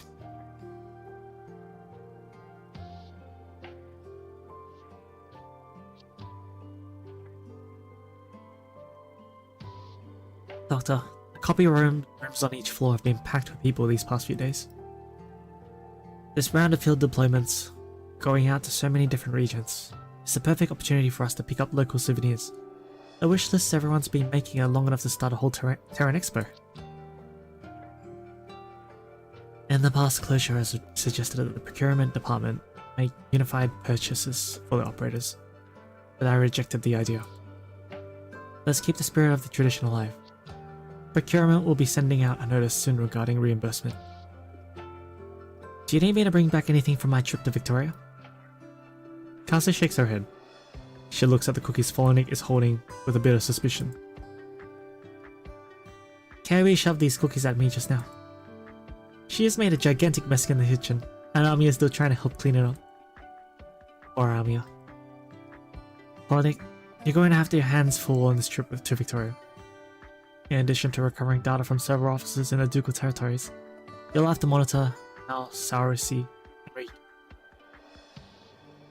You'll have to coordinate with all the different offices to provide her as much support as possible. Of course. And Londinium? Let Heidi know that we are temporarily delaying our return to the ship for debriefing. Ever since Londinium's parliament restored contact with the outside world, it has resumed collecting messages from the core nations. The intelligence network that Heidi has been cultivating is extremely important. This is also why I'm sending you to provide support. So overall, things aren't really that great? I see. I'll pay close attention to all of this. Folonic, you need to take it easier. What? You have a habit of overloading yourself. I saw your itinerary. You're stretching yourself too thin. I deleted a few of the tasks. Try not to dwell on the things you fear, and don't try to force yourself to take control of them either. Folonic, I never expected you to be like your mother, or me. I don't support encouraging those who have experienced suffering to forget the hatred and violence they've endured. If we want to build a better future, we mustn't surrender. Try to slow down your pace a bit, Folonic. Waiting to have more control over your life is good, but getting all anxious about it is just tantamount to self-torture. It's a long road to Victoria, but I need you to remember the smile you had when you first walked into this room. This is my one and only requirement for you. Remember that. I'll pick out a souvenir for you myself when I get to Victoria. Hello, Dr. Kelsey.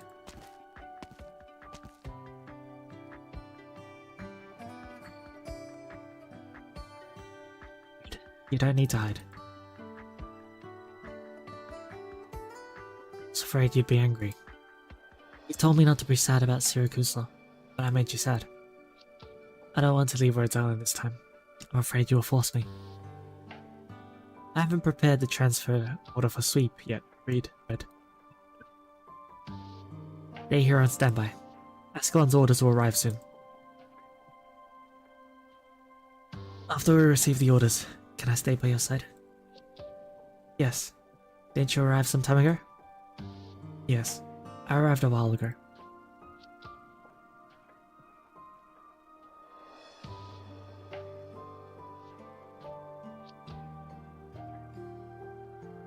Aunt Gemma and Mum prepared these canned golden radishes for me to hand out to my colleagues.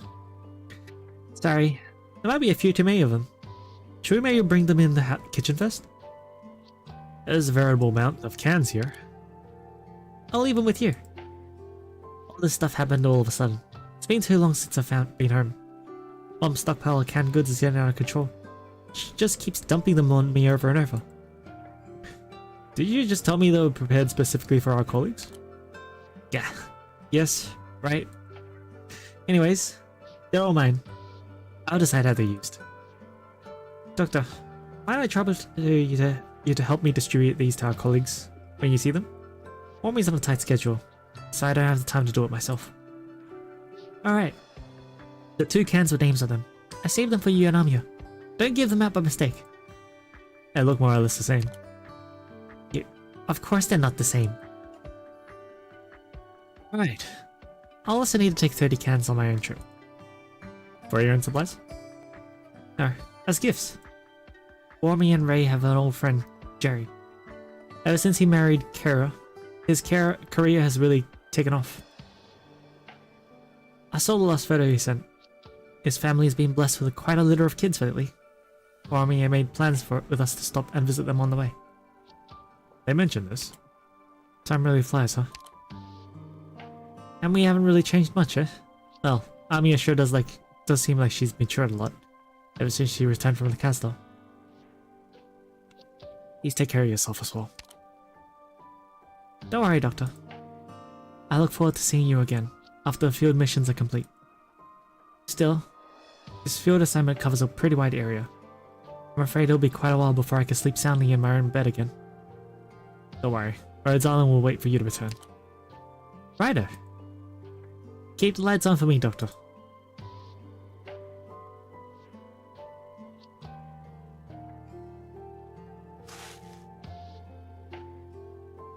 Hey, what are you still doing here?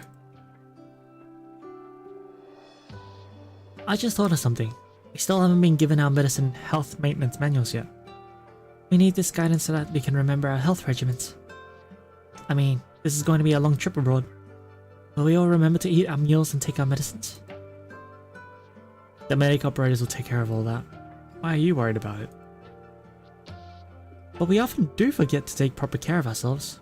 You yourself, Lava. Don't you forget to take your food rations with you sometimes? Yeah, whatever. Then there's the other members of the A1. The squad is going to be taking on some dangerous tasks. Cruz has to go on a long trip all by herself.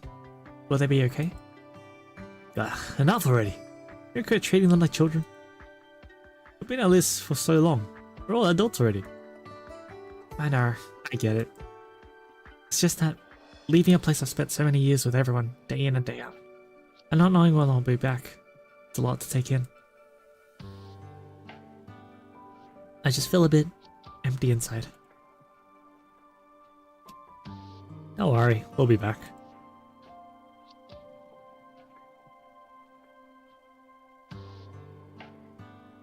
Rhodes Island is dealing with some stuff right now. I trust the doctor, Dr. Kelsey, and Amiya can handle it all.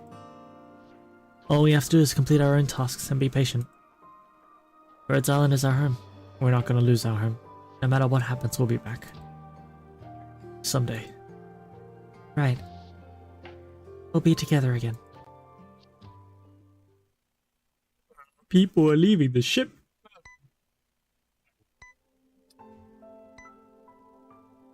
Your body temp hasn't come down. It seems like the old cocktail of drugs is no longer effective. However, your metabolic rate has not been impacted too much. After the concentration of the old drugs in your bloodstream goes down, I'll administer some new medications. These new drugs will decrease your pain threshold, but don't worry. They'll up your pain meds. Oh, I'll up. Okay. Alright. There are a few new empty beds. They left yesterday, don't worry. They've just been transferred elsewhere for more targeted temporary treatment. By the way, a few people left some notes for you. They're in your bedside drawer. Your condition is rather unusual, and we should keep you in a controlled treatment environment. Staying here with me under my observation is the best option. Okay. Thank you. What are you looking at, Chloe? There are little circles on the ceiling that keep spinning. Looking at them makes me feel safe. The crystals are still interfering with your vision. My next surgery will be an attempt to remove the crystals that are near your retinas. Hey, Demon Eye. What's up? How you doing? Every time I stare at them, they look like they've crept just a bit closer. It's like they're talking to me. Can you hear them? Sound. It's like that old bell I used to hear. You mean the one you told me about before? From the bell tower in your hometown. Playing Pokemon Showdown got ass beaten to a pulp. Come on, do be like that sometimes. Pokemon has quite a bit of RNG in it, so even if you have like the best team, you can still get screwed over.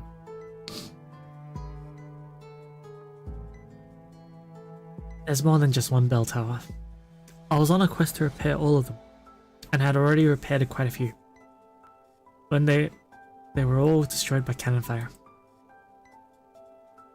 I reached out to the operators we've got in Victoria. They looked into it for you. The town's been rebuilt, and the locals even repaired that old bell. That's great news. Now that the bell's tolling again, life can continue on. Quite a relief, isn't it? Tuesday. I didn't stream on Tuesday, don't worry about it. I was a bit tired. Friend double checks the instrument readings one last time, then injects the prepared medicine into the IV system. The buzzing of the instruments mixes together with the noise of the IV system, and Chloe's occasional gasps of pain. Dr. Warfarin, how many different types of medicine have we tried over the last 3 years? Let me worry about that. All your vital indicators have stabilized. That's what's really important here. Before I contracted neuropathy, I often cared for infected soldiers in the bell tower. I know exactly what it means when the crystals start spreading across your skin. Chloe tries to move the muscles in her face, but the tiny spikes embedded in her skin twist her expression. Her wounds split open, and bright beads of blood begin to sweep out. You see, they won't even let me smile. As a doctor, I cannot guarantee outcomes. I can only promise that every medic in Rhodes Island will provide you the best possible care. In my Pokemon episode currently, and I thought I could craft some pretty cool team, just got a hard counter. Look at the meta and try to play some meta counter. That's all I can say. I don't know what the meta's like. I haven't played Showdown in like ages. Thank you, Dr. Warfarin. I just miss my hometown. Especially when I try to use off-meta Pokemon like Gardevoir and got punished hard for it. Yeah, exactly. That's why they were off-meta. This report, the first time I saw this patient's charts, I thought there was some kind of error in the data then too.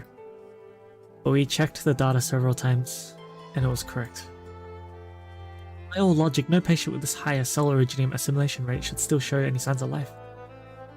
It goes against everything we know about neuropathy. And yet the originium is keeping the patient alive, in a way no one could have predicted. Some of her internal organs have completely crystallized, but they're actually functioning more efficiently and stably than those of previous patients we've seen. I haven't figured out what's causing this condition yet, but based on the data, the more her infection progresses, the healthier she seems, and the more pain she's in. We've never seen a case like this before. This may be some kind of new mutated form of neuropathy. If we can make some sort of medical breakthrough while administering her treatment, maybe these people we rescued from Victoria really can bring a few miracles to Rhodes Island.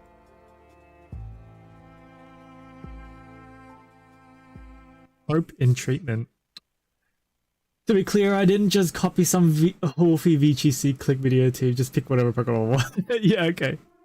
Yeah, if you play off-meta stuff, you really need to know what the meta's like and like how to counter. Oh, drink medicine that has had its trajectory computing module disrupted by Originium. It uncontrollably launches frozen beverages cans at operators who aren't even thirsty at all. What does that mean?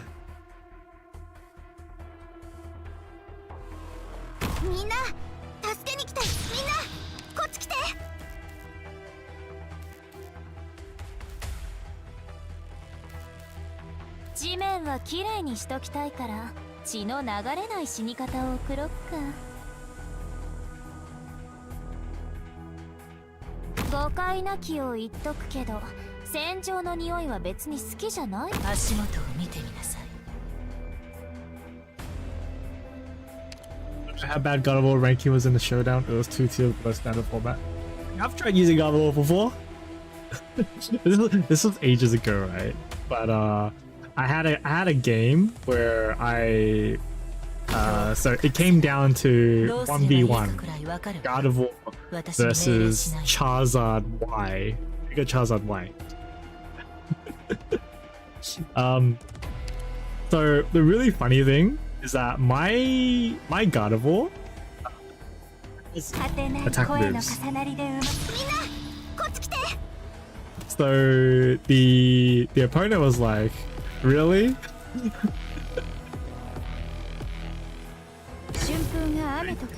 He was like, you should give up, right? Because like I was just gonna stall him out. and he had all attack moves and he had like solar beam and shit. And then I replied, "Oh, you never know, you know. I might be able to stall you out." And I stalled him out. I stalled him out to the point where he started struggling, and then he rage quit on me. No, it was my Gardevoir skill set was Wish, Protect, Heal Bell, and Will-O-Wisp. So I had no attack moves on my Gardevoir.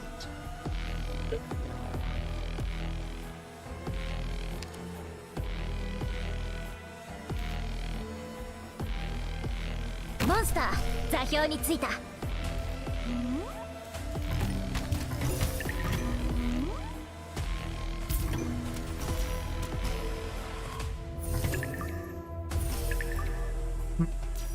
毒と罠。これは戦術ね。Oh, I can build this shit. Okay.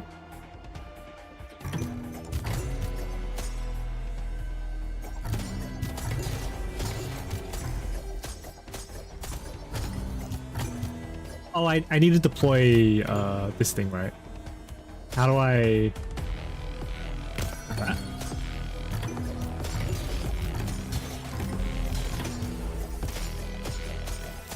Oh, and it heals like... Ah, okay. I need to get used to playing Monster. Toxic!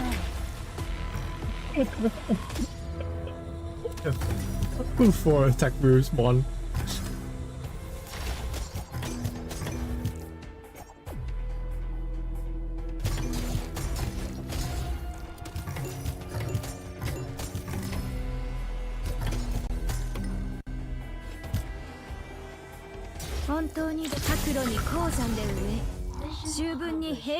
So Monster's deployment counts as a deployment for intellect here. Cool, okay. Double team is what I ironically tried in my double team format. I didn't read the item I was using. I forgot I can't use non-damaging move with Assault Vest, and I just realized it mid-match. Oh! You really expect that shit on Clef Key, not Gardevoir.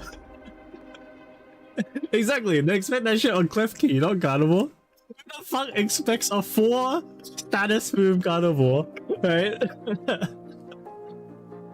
Every time you use Gardevoir, it's usually a special attacker or something, right? But mine's like, nah, my Gardevoir's a healer, man. She uses Wish, she's a Protect, and she uses Heal Bell.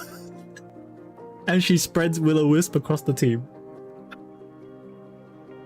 So it was really funny when it came down to 1v1, my Gardevoir versus his Charizard Y. Because his Charizard Y is a special attacker, so he couldn't deal more damage to me than I was healing. So I was like, Wish, Protect, and then I had to like I had to essentially fake out some of his moves. So sometimes, like, because he had a status move as well, so he would try to use his status move when I was using Protect. So I'd essentially be wasting my Protect, right?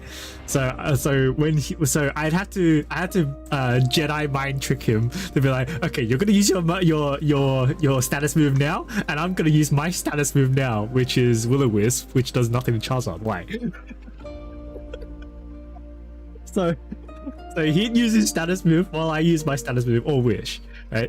And then I'd be like, he's gonna attack now. Protect. It was fucking glorious. And then he ended up struggling.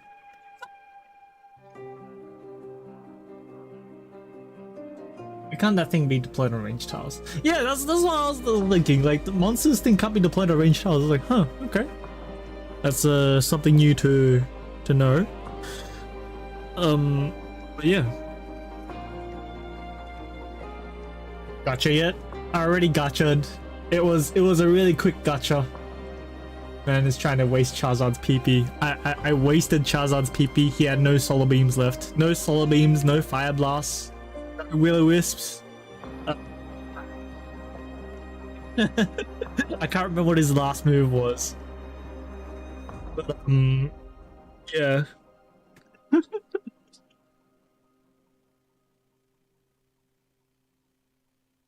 Ironically, I have something similar. My max out Gardevoir defend and special defend. Yeah, pretty much. My one was special defense and HP maxed out. Yeah, this was like ages ago, so I'm played since then. It was a funny match though. Fucking rage quit. Did you actually have a physical game of X and Y? I did have the physical X and Y game. I've lost the game, so like I've lost the physical cartridge, so I don't have it anymore. These days I'm not too into Pokemon that much anymore. Like playing the actual Pokemon game, I'm a bit. I can't be bothered grinding for Pokemon. Showdown, I probably wouldn't mind playing it again. It's just I haven't played it in ages, so I don't really know what the meta's like. How do you measure the depth of an abyss? The answer. And your own life hang on the same thread.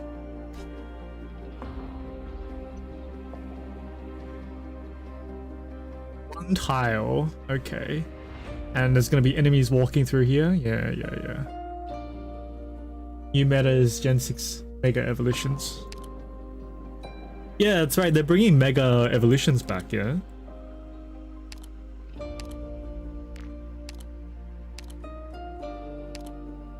Just play emulator Pokemon and cheat rare candy. I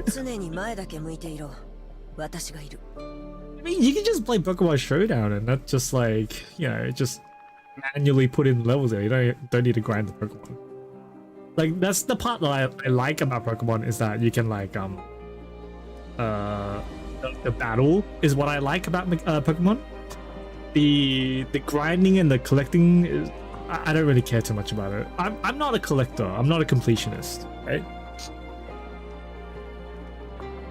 That's why it doesn't really do anything to me. So pay for the Mega plus play online matches. That's the meta. Yeah.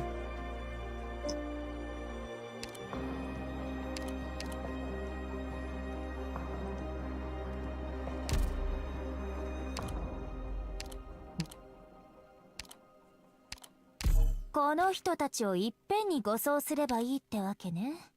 構わないよ。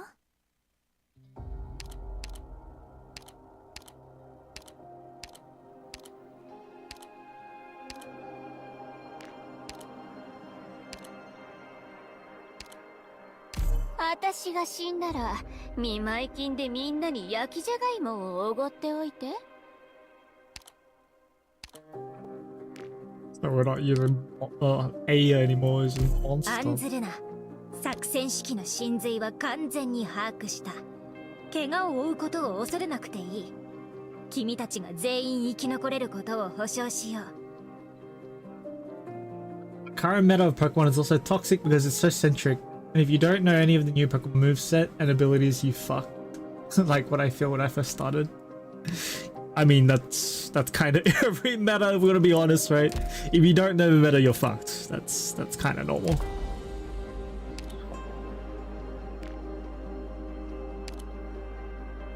鞭を振り上げ、砂を巻き上げて日光を遮る。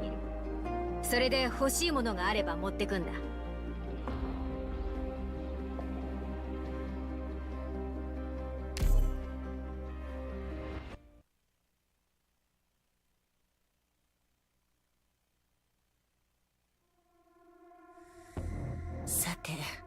Huh? Self-destruct when there is an operator nearby, doing heavy arts damage to surrounding units.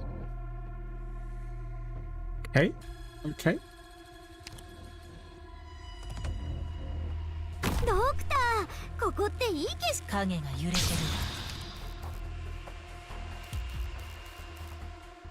る。Holy shit, you move fast. 誰を餌にするか君の恐怖が隠せないわ。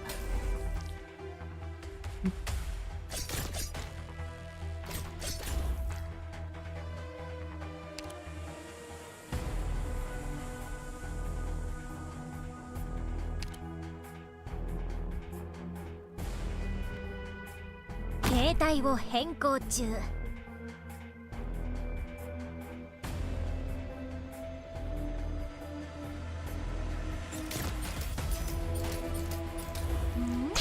ゴちゃん、今日もよろしくね。ここは私が見る。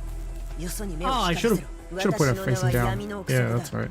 Oh, but putting it facing down, yeah, that gets the tile. Yeah, okay.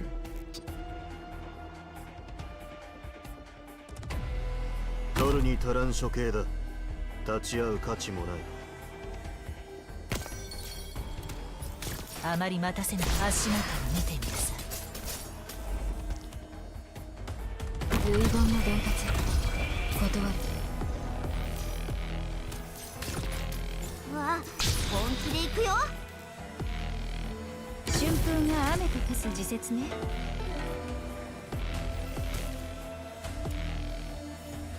無数の心が交わるハーモニ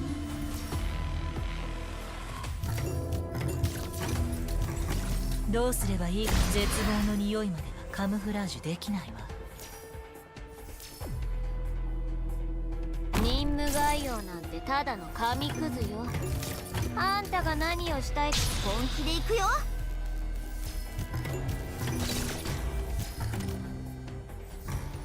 ここは私が見る。よそに目を光らせろ。これで静かになってくれる。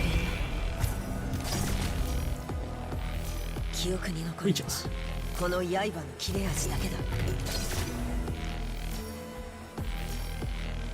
うわあ、見ちゃうところだった。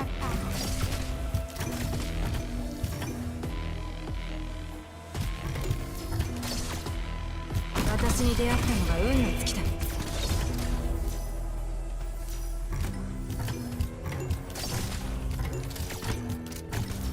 Mission accomplished. You just realized what you did with your Twitch title.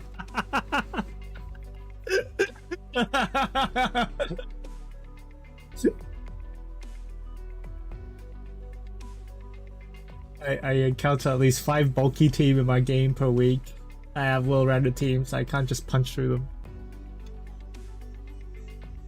Pleasure. I have the right to refuse the data module inspections and upgrades you are proposing. If I use my point to force you to play Pokemon game again, will you through emulator? Which Pokemon game gen you like? I'll probably just play the latest one, honestly. I mean, if you want me to play, that's okay. Just you know, it's okay. Just go redeem it.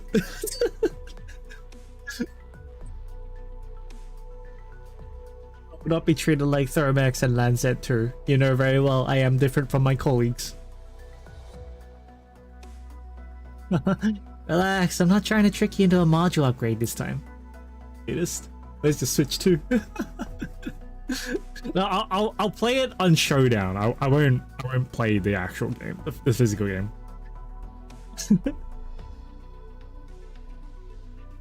Then please restore the power supply to my mobility module. Restricting a respected scholar's personal freedom is really unbecoming behavior. That's right, Friston is from the fucking spaceship or whatever. Take a look at the expression doodle on my faceplate. It indicates how I feel. Agree. This won't take too much time. Justice Knight is already lined up waiting at the entrance. Mr. Friston, I guarantee this maintenance will be quick. There we are. You've blocked me from accessing the Priestess data. Blocked you? Oh, I just disconnected you from Priestess. To be more precise, I physically removed your reception module. Looks like that went well enough. I thought there would be some irreparable failures. You just did that without any sort of planning? Well, how do you feel now, Mr. Friston? Look, full playthrough, not just battle. Full playthrough? Nah, I don't have a Switch 2, man. Like the Pokemon game that I have that I can play right now is what's the latest gen? That one. I haven't played it in a long time, so that there you go.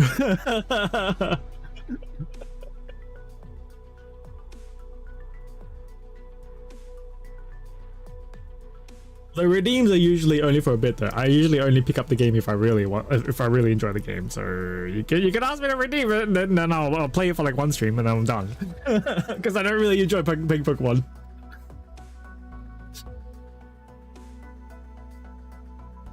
Record the entire experiment. You violated protocol. I'll be discussing your negligence with Kelsey shortly. Not to mention your reckless disregard for my life. She'll hear about that too. Mr. First, please do one more self-check. And to be certain you're not getting any transmissions from Priestess. You should just be thankful nothing went wrong. I checked and I cannot connect to Priestess any longer. Ugh. It's like I have blurred vision. It's a very subtle feeling and I don't like it one bit. Perfect. We don't have Switch 2 though, but maybe not. Because Gen 9 is so fucking buggy without Switch 2. I don't have a Switch 2. I do not plan on getting a Switch 2. I have no games I want to play on a Switch 2. So. I barely play my Switch as it is. Like, I don't. Really. Well, you can talk, Mr. Friston. If I wanted to disconnect all the retrofitted operation platforms from Priestess, would there be a safe way to do that? I refuse to speculate about such dangerous work. That would be no different than killing all of my precious colleagues. What if we had no other choice? Please tell me what might cause you to draw such a conclusion. To put it into perspective how stupidly buggy it is, your game straight up crashed with basic mechanic they implemented in. Okay, yeah. Yeah. Screw that. Have you discovered something?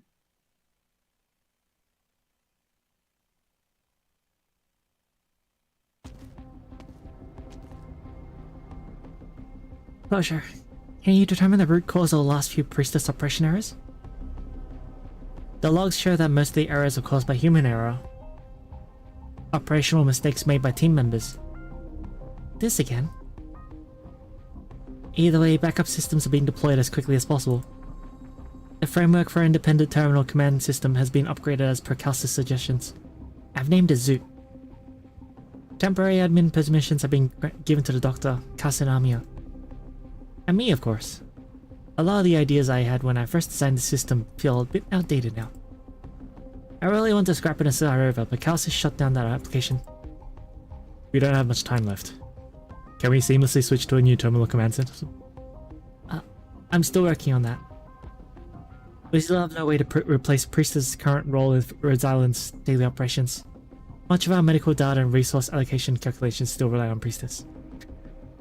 By the way, maybe this is a bit of a spoiler or not, but I heard that we actually changed the Priestess to Zoot. Does that actually change our UI interface in the game? Or is it only for like, I don't know, whichever chapter going forward in story?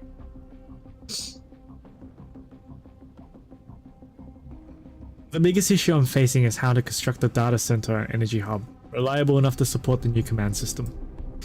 Nothing comes close to what Priestess can do here, even while handling the massive high precision computations Rhodes Island requires. It still has power to spare. Unfortunately, I still can't make sense of Priestess' underlying logic. Even Zoot, which completely mimics its design, keeps throwing errors in weird places you wouldn't think of. What if we used Omnanum? Closure, I reviewed the comments you added to my report, and the theories you outlined in response. According to Casdell office logs and experimental results, there is, at least in theory, a possibility that Omnanum could function as a data center and energy hub. But that is also extremely risky. But it's not like we haven't learned anything from all this. At least we verified that there's a possibility of using Omnanum for super long-range communications and data transfers. Even though she'd been informed in advance, Wizardel was still freaked out when your greeting showed up out of nowhere. And the operators who went to assist Casdell, have they settled in alright? Everyone was surprised when they first got there. They assumed the city would be in worse shape. They found their footing quickly, and when the time came for midnight and me to head back, it was hard to say goodbye to the new friends they'd made. Doctor, Do we really have to keep sending people out to various branch offices?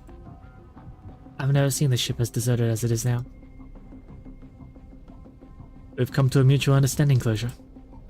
We're sending more personnel to the regional offices, partly to reduce the number of people at risk in the event of an accident aboard the ship, and partly to ensure those officers can respond more effectively when needed. I know that, of course. I'm just not used to having to say goodbye to friends all of a sudden. I don't know when it started, but my schedule is packed with farewell dinners now. Once the risks aboard the ship are cleared, it'll be up to you to decide when the operators return. If everyone is here, then we'll start the meeting. Also, don't forget to delete the voice recordings and data logs from today. Wipe them from Priestess.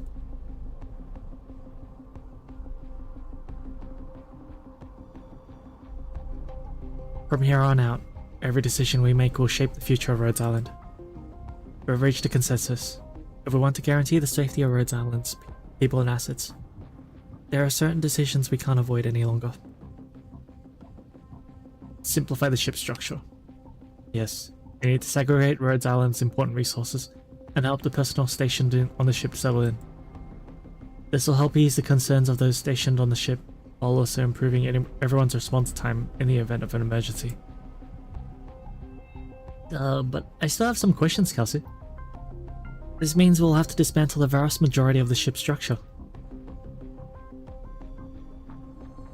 Dr. Kelsey, did you accelerate Rhodes Island's defense planning only because of Priestess' recent irregularities? The recent irregularities have made one thing clear. Priestess is slowly spiraling out of control. And as time goes on, it will only accelerate.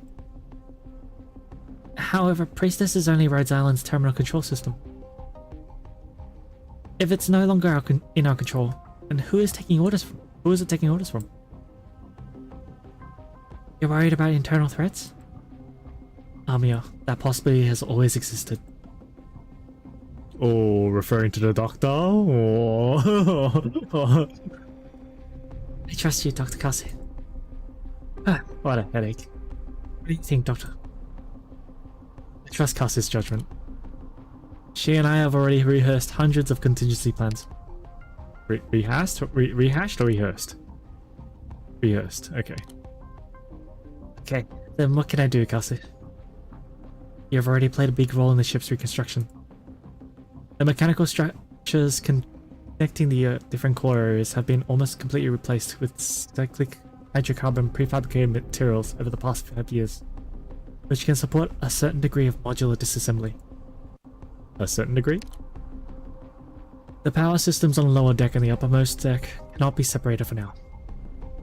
When Rhodes Island was first excavated, the limitations of available technology and other constraints prevented us from restoring it to its ideal condition. It wasn't until 7 years ago when Closure and I drafted the blueprints for the restoration that we discovered it would be very hard to modify Rhodes Island's structure. I'm pleasantly surprised that we've managed to do as much as we did. The catastrophe warning system and the medical center are particularly crucial modules. Both involve technologies that are not yet ready to be disclosed and are also the hardest to deploy. Aegir? It's risky, but well warranted. Leveraging Clementia's and Gladia's private channels, we won't even have to establish contact with Aegir authorities. I can ensure this matter is handled discreetly and properly. We might even be able to conduct technology transfers. I reckon that would make Warframe happy. That is the path I believe we should take, Doctor. Aegir, looking at all the factors, this is the best choice we can make. I'll personally communicate with the Inquisition and Aegir personnel to ensure the safe arrival of our own personnel and assets. Most of our patients have now been temporarily placed in treatment facilities in various offices along with reinforcements. All that is left for the remaining patients to be transferred to Aegir once the medical center is in operation again. Leave this matter to me. The support vehicle for long-distance patient transport is already prepped and ready to go. As for the transfer arrangements for logistics and engineering, I talked it over with my people, and everyone was enthusiastic about temporarily moving to Castle. Many of them are old friends who stuck with us back then, and returning to Castle means a lot to them. Yes, I talked to Wizard Elf before leaving Castle. Babel will assign personnel to escort both our people and our key assets through the entire journey. We'll be flying the banners of Babel and the military commission. The mercenaries won't dare try anything. And then there's our mining module. Military's mining modules need to be handled with caution. A long time ago, I purchased a semi-decommissioned mining ship from the Rimbilliton and registered it under Rhodes Island's name. The ship's mining module can now be legally transferred to the new mining vessel to continue operations in Rimbilliton. At the same time, I placed an order on the market to buy the mining module. To hide your tracks? Making any major changes in the short term is sure to attract attention, especially from our rivals who will use the opportunity to use them against us. While calling it a refit and upgrade might be something most factions will accept, anybody with their own plans, the ones watching us more closely, won't be fooled. We need a few more sophisticated explanations. I stopped in Syracuse to resupply before returning to the ship, where I visited Vigil and Penance in Nuova Volsini. It helped me dig into the current state of affairs in Nuova Volsini. As long as the Famigli are not publicly pressuring Nuova Volsini, City Hall will be able to protect us. I propose inserting a business department into Nuova Volsini by means of investment. Establishing a cooperative relationship with the City Hall will counter both overt and covert maneuvers from competing companies. Doctor, what do you think? I agree with Lamia. Firstly, perhaps we can establish some backup warehouses or supply stores. We can build a backup warehouse in Nuova Volsini as well. The logistics system of Nuova Volsini has changed a lot in the past year, and the port's cargo throughput is extremely impressive. With City Hall's cooperation, it'll be easier for us to conceal the transportation and storage of imports and assets. Doctor, let me handle coordination for the rest of the support facilities. There is one last painful task on the list. Everyone looks at the blueprints spread out in front of them as the command center falls silent. This is the key to everything we're doing. Cassie points to a region in the center of the blueprints. Abyss.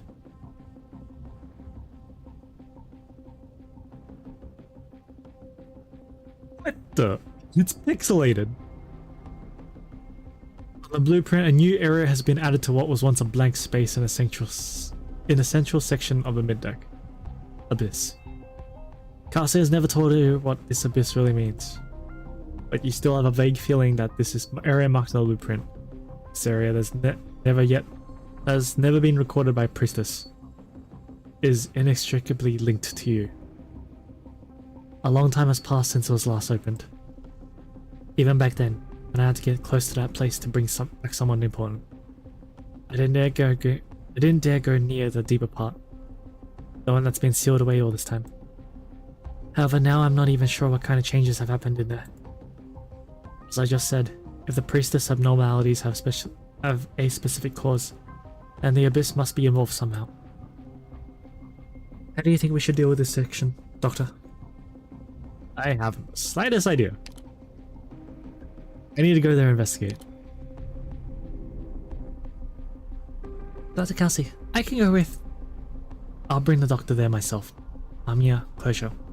I need you two to make sure the surrounding areas are completely cleared out. Set up the first isolation zone around the Abyss itself, and a second within 1 kilometer of the ship. Ascalon and the elite operators will stay aboard on standby. I need all other personnel on board to temporarily leave the ship and prepare for countermeasures.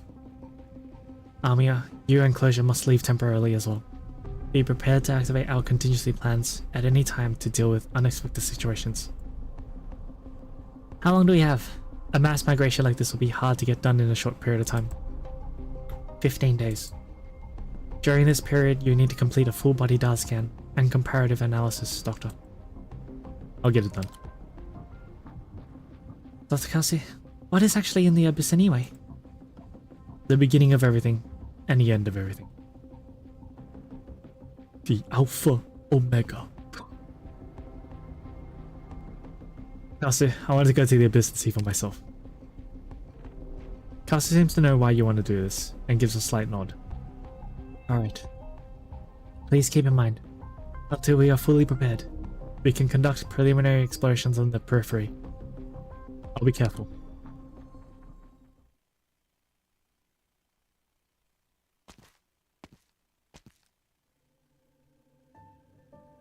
we can't go any deeper. I can't tell if getting closer to the core area of the abyss will cause some unexpected changes.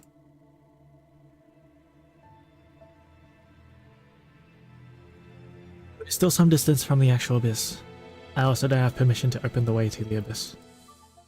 I'm still trying, but to this point, I've made very little progress.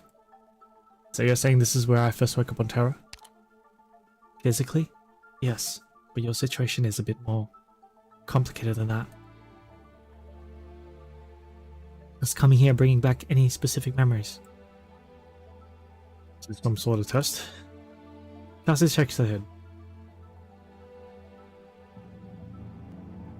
I just want to confirm that you're in good health. After withdrawing from Londinium, our operations in Trimount's Millenarium inevitably forced us to confront the history of this land, and your history. In the Originium Assimilated Universe, I caught a glimpse of my mission.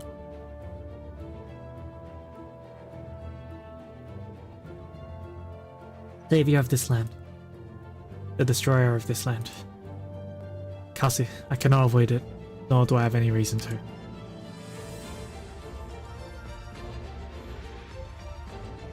Doctor, I stopped questioning your resolve long ago, which is the only reason why we're here now. Cassie, I have a theory about the true nature of the Abyss. This priestess here? This is why you chose to leave Army enclosure out of this conversation. After all, I don't fully understand it yet either. Yes, we would have had to prepare for it anyway, Sooner or later. Amia is still young. For every new trial we face, helps her mature a little bit as a leader. You can always rely on Closure's knowledge and skill, and she's taking more responsibility over Rhodes Island as well. They are all worthy of your trust and reliance. They will stand by your side for a long time to come. And so will you. Right now, we need to figure out what exactly is happening to Priestess. Experience in the assimilated universe left us with many unanswered questions. And ever since Teresa and Theresis joined forces to seize the first Originium, I've felt uneasy about what's to come. She had already awakened when Amnonam arrived. That was 3 years ago. I cannot be completely certain. It is very likely that Theresis used some method I cannot trace to cut off the controller from the Originium. They delayed her arrival? I'm afraid delayed is not the most apt description for it. Nonetheless, I must admit that they did something I never imagined they'd do, and objectively speaking, they bought us more time. However, we will eventually awaken from our beautiful dream. Sounds like we have to open the abyss. Indeed. After all, Priestess is still operational to this day. Its core server and power sources are buried within the depths of the abyss. We can't touch them or analyze them. We can never be too cautious when dealing with such an unknown space. I'll share everything I can currently know about it with everyone involved in the operation. Can I help you with anything? No. For the version of you that exists now, even approaching these hazy fragments of the past takes a heavy toll. Right now, I have no way to help you shoulder that burden. Go help Army and the others. Leave the abyss to me. If you choose to trust me, that is. Of course. I just want you to know, you're not alone here, cousin. Thank you for your concern, Doctor. I understand.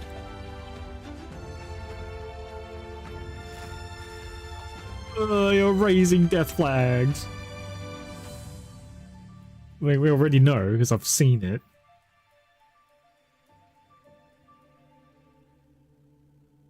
Visitor Kelsey. Hello, Kelsey. We meet again. You look like you need my help. I do. Please search for a technical document. Keyword Slumber Bridge. Are you still there? I'm here. Sorry, Kelsey. I still can't output the answer you're looking for. You have crossed the line. I know. But we need it, Teresa. The evolution rate of neuropathy is accelerating, and the threat from originium is increasing. Darlin must find a more effective method to respond to it.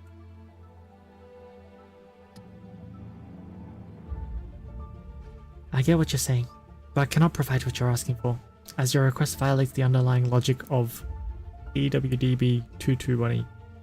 I don't know what that is. But I do have a way to circumvent its limits, Kelsey. Deep dive.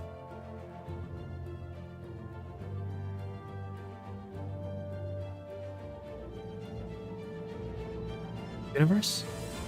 Deep dive. What you're saying and what I've seen, it's all beyond my imagination. I've just far too many questions and opinions about this kingdom, but language, yours, cannot describe. Mine cannot explain. Commonality, thought, existence. Hack your thought. Hack your language. Thought is language. Follow me.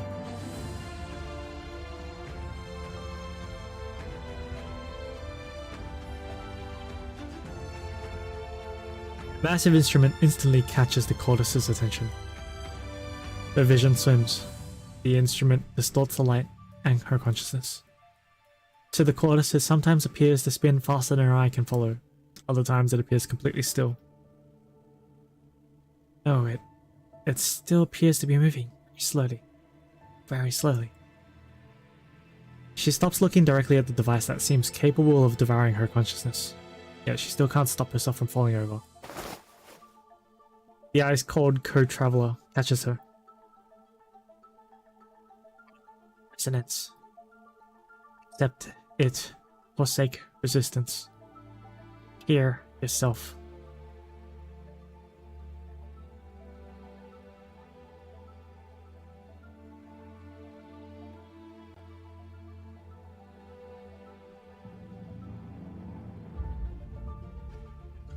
Death. The Cortis instantly hears several different tones at once. She hears several foreign languages she can identify: Bilitonian, Ursine, Standard Victorian, and Gaulish, which she has only ever heard spoken by the clergy. But what she hears above all else is a strange language she's never heard before, a language made up of tones. Yet somehow she understands what the strange tones mean. Death. I can understand you. How? Thoughts can be anchored, and words can be deciphered. 6 Ending 4 is coming soon. I wonder if we're going to fight you. I know nothing about the IS lore, actually, so I am so out of it when it comes to IS, because I don't play IS. Language is a tool, right, and one of the key elements that helps shape our existence. And set as one of the greatest inventions of our time. We've erased the barriers of language. We've bridged the gaps between civilizations. That symbol. An anchor for thought, the meta script that deciphers all known languages, and a tool for interpreting unknown languages. Death. That is the language that, up until now, you have thought the most about, Herida.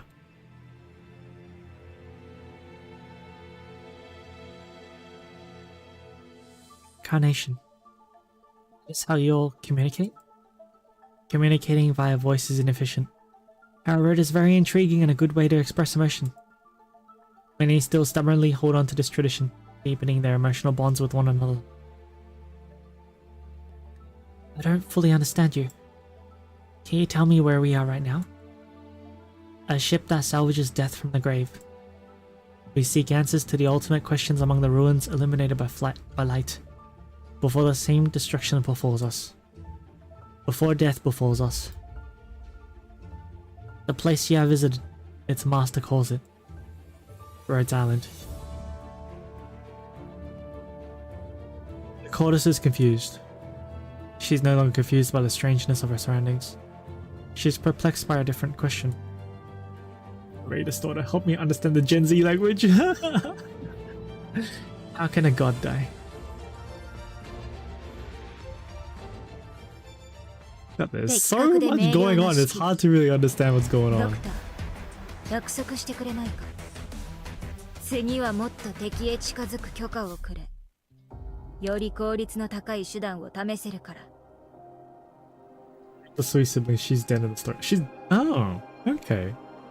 Oh, so it is very likely that she could show up in IS instead, right? Because she's a dead character. Interesting. Intrusive core. Priestess deploys enemies and weakening nodes, and activates weakening nodes. Reduces opposing forces' res and defense after activation. After all, enemies do not always come from the outside. We gotta fight Priestess! Oh no!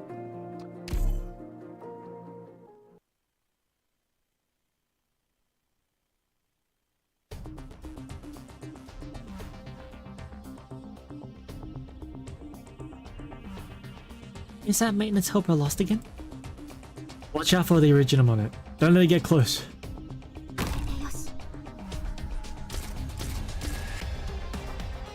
Stop, maintenance helper. Don't go any further. 私は一歩も引きません。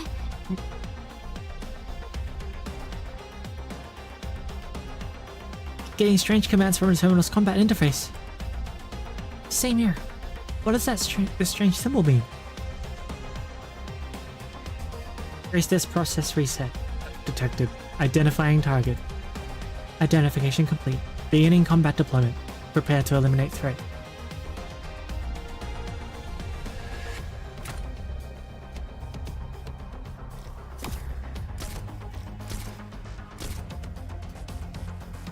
Hey, how did this maintenance helper get here? Distracted Doberman? Something's not right. I'm calling for backup. Be careful. 手加減はしませんよ。 Deploys enemies from here. Huh?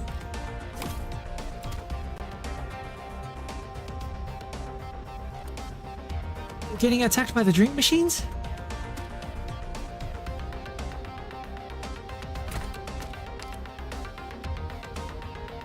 What's the situation there, Instructor Doberman? We noticed that Priestess has been doing a lot of dangerous things without authorization. Intel indicates that Priestess is bypassing permissions of deploying enemies to marked locations directly. We can stop it by deploying our own operators at these locations in advance, like this.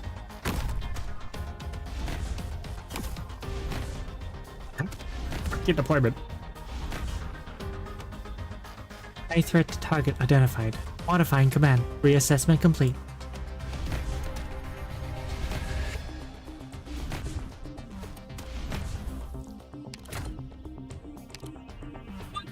What's the tile ban? Activated by Priestess. Lowers defense and res of surrounding operators by 50% for 20 seconds. You consume 10 DP to activate and lower defense and res of surrounding enemies. Interesting. It's not a tile? Is it a tile ban? Can I deploy anyone on it? Priestess threw something in front of me. Is it charging up? 動かないで。 Holy shit, this chapter is so meta. That is so cool, honestly.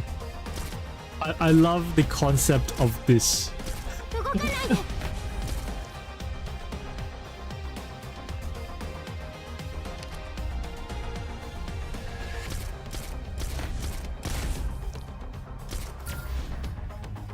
Charging complete. Priestess is activating it. It's a weakening node. When activated by Priestess, it weakens all operators around it while it remains active. But we can also activate it first to weaken the enemy. It'll also have a longer duration that way. It costs DP to activate, so we'll have to be flexible about our approach. Really fun, right? Yeah. I really like it. It's interesting.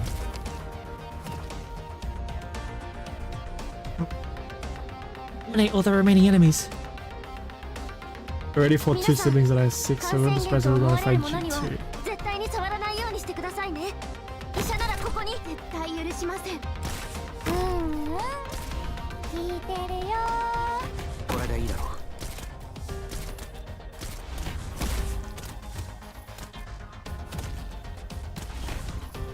ここだよ。 Mission accomplished. 努力すれば頭が空っぽなやつだって役に立てるんだ。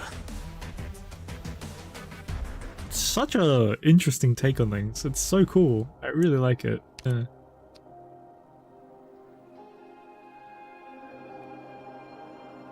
All are but fragments written down in that endless book of cacophonies. Tracing. Okay, intrusive call, weakening nodes. Different enemies will appear.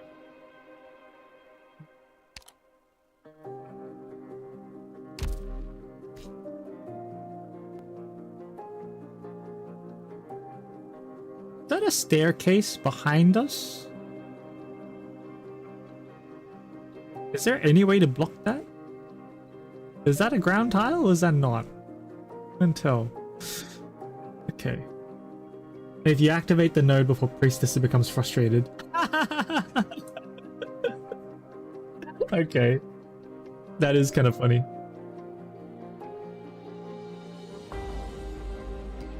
Okay.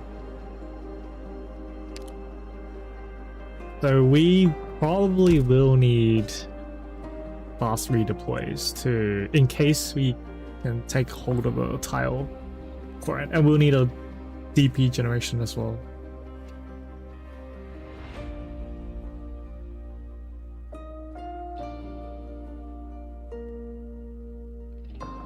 Need to do strategic simulation to unlock H stages next week, by the way.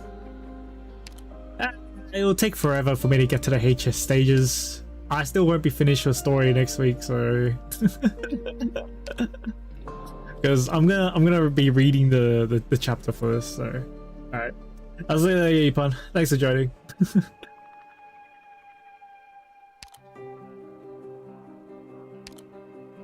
Very interesting.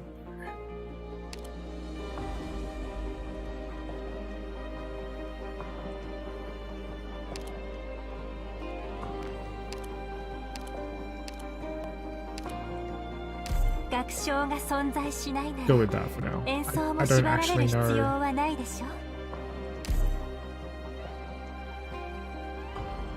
Who brought Moo probably? Check the simulation score at the bottom left. Alright. I'll try to remember that after this chapter. Time. You asked me why the first language I shared with you after our thoughts resonated was death. I really don't know either. Aboard this strange colossal vessel called Rhodes Island, the Quartus can barely feel the passage of time. It makes her uneasy. Ever since the day she became infected, time has meant everything to her. Time will bring her death, and perhaps liberation.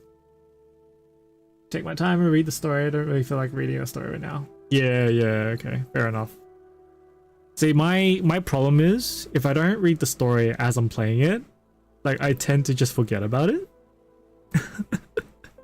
So for main chapter stories, I actually read it, so as I go through, because there's no pressure in time. For events though, I skip the story to do the quests, and I always forget to go back and read it. So yeah, so I'm kind of at the point where I just like don't read event stories much. However, the beings who dwell in this strange place, yet deny they are gods, seem utterly indifferent to it. Maybe it's because I've never been afraid of dying. Death is nothing more than a passage to a new environment. Pessimist. That's how they would describe you in your own language, yes? A pessimist? I don't think so.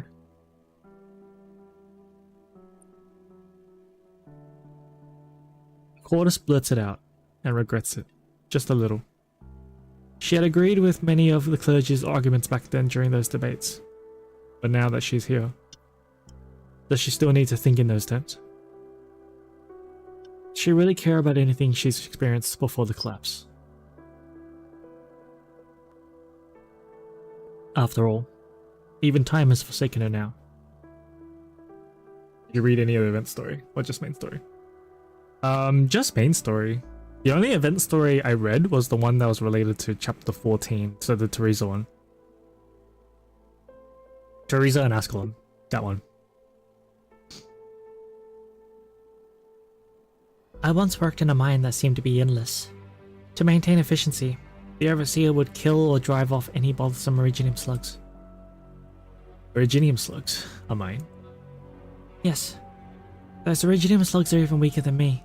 And the mines. The mines were once my home. But the overseer didn't expect that the kindest worker in the mine was secretly feeding and caring for the Iridium slugs they were trying to drive away, which only drew more of them into the mine. There's a few of them that are actually really important for the main story as well. Yeah, I have heard that there are like some event stories that actually are important to read. I haven't gotten around to them, so I've kind of just inferred the knowledge along the way. I don't know which ones though. Eventually the slugs disrupted the mine's foundation, leading to a collapse. But you survived? The slug's secretions fed me. In such a harsh environment, many of them lived short lives, yet new ones kept being born. They gave me strength. Miners, Regium slugs, and yourself. But your story ignores the death of Terra, Irida. You do not treasure your Terra. That's not true at all. In our language, Terra bless us is a phrase that invokes something almost divine. You still have a very limited definition of life. I don't understand.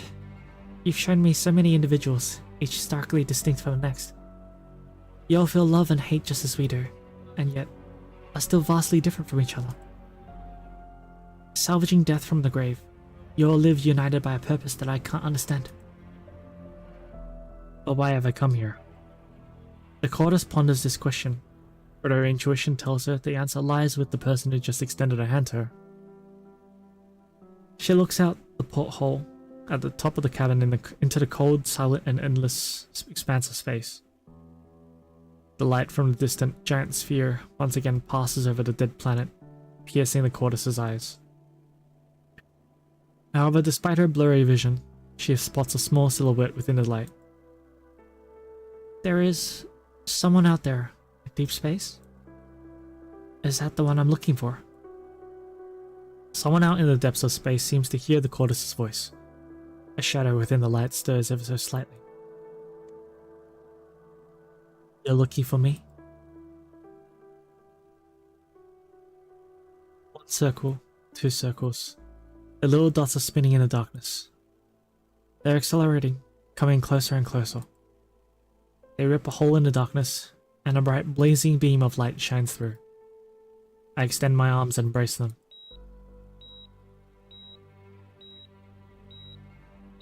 Our body temperature is elevated. Their blocker has already been administered. With the temperature rising rapidly, prepare to administer muscle relaxant and replenish blood volume. Repeat the medication again, and then start the operation.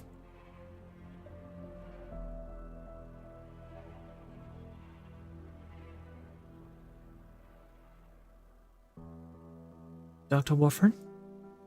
Did I doze off again? Maybe I'm just really exhausted.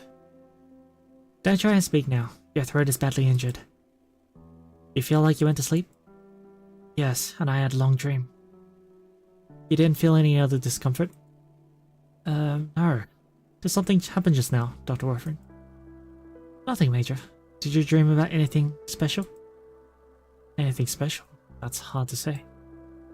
In my dreams, there were balls of mud spinning around each other on black velvet. They are now big, now small. One moment they were smaller than children's marbles, the next larger than the whole of Victoria. Someone picked them up and flung them back out. They started smashing into each other and bursting like fireworks. The whole time I didn't hear a sound. Should read a Walk into the Dust, Vigilor, read Alter's Event, Lone Trail, basically all Ryan's Lab story, and Babel. Yeah, I've read Babel. Okay. Note these ones.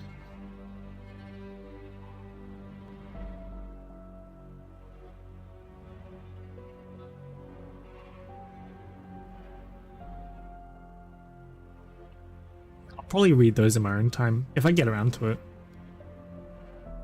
Anything else? I also saw threads stretching from one ball of mud to another, each one made of light, and on every thread there are people running outward, racing along the light. I followed them. I ran to a white patch of earth. It was completely empty, save for a single stone tablet standing there, stone tablet. What was written on it? Nothing, Dr. Warfren. And that's when I woke up. Shirag, break the ice. So it might be important depending on the future event. Yeah, okay. What a strange dream.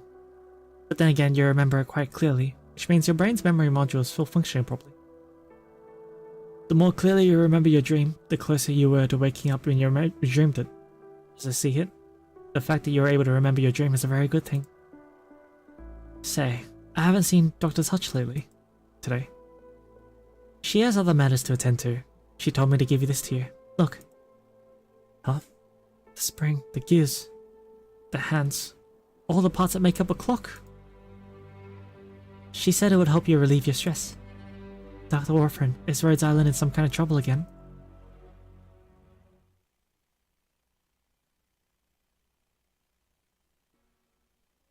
Little one, you've come to the wrong place. Unsurprisingly, BB got lost.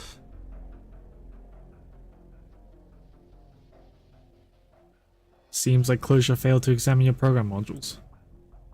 Little one, this item here should definitely not be in your maintenance list. The Goliath lifts it gently and examines it curiously in his hands. What a huge change. It was empty when Her Highness left. Now there are so many interesting people and things here, right? Ascalon. Tell them not to worry. I'll take care of the mobility later. Okay. Ascalon, you seem in poorer spirits than you were when you returned from Victoria. What about all the people working under you? They have been dispatched to create the isolation zone outside the ship. I'm remaining on this ship and that's sufficient.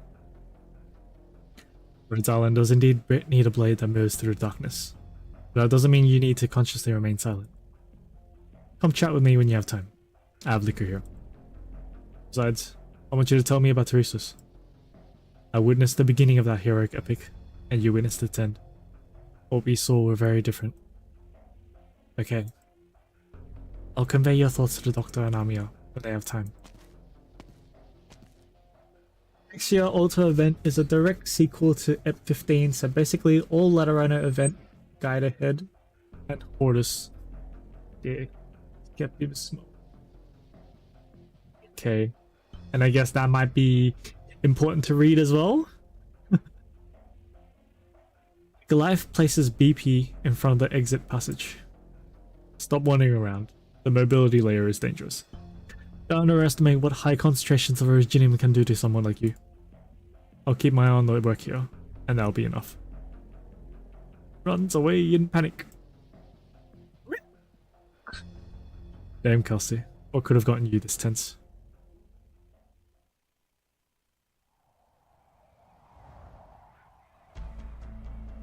There's this operation record, confidential. Escort, catastrophe, warning system, and medical. I knew it! I knew it! Situation abnormal. Enemy weapons technology exceeds mission parameters. Risk of exposure present. Possible enemy signal detection capability. Shutting down drone transmission temporarily. Logos, I'm counting on you for this drone's live feed. I'm ready. Circuits. Etched into Originium through spoken words. Drawn by hand to reveal what the swarm perceives. Unfortunately, a lot of reading, I know. It's so much reading, man. Logos's bone pen hovers in the air, automatically transcribing the images recorded by the drone. 12 flexible vehicles buried in the sand. 31 armed militants. The 5 snipers' nests have already been marked. There seems to be a signal isolation device on the tent, which the scanner cannot penetrate. All are carrying unidentified weapons. Threat level unknown. Further on-site confirmation required. Radiant, you're up next. I'm starting the drone record procedure. In position. Wait a second. Can you see me? The bone pen taps slightly, its strokes weaving together the rough outline of a human form. Radiant gives a tentative wave to the 2 people watching the feed, and even in floating text her smile comes through clearly. They're standing by, ready to assist you. It's no problem. In 90 seconds, your drone and I will leave together. On screen, Radian walks to the signal blocking tent, as if no one else is there, and the transmission cuts out. Logos? We're ready to launch a full assault at any time. The incantations have already drifted on the wind to the edge of the camp. 10 seconds. 20 seconds. 30 seconds. Done. All intel's been transcribed. I'll be back in a sec. It didn't create even a single stir. Overwrote the visual signals received by each target's brain. Chances are all they saw was a mischievous little sand beast slipping into the tent to escape the wind and sand.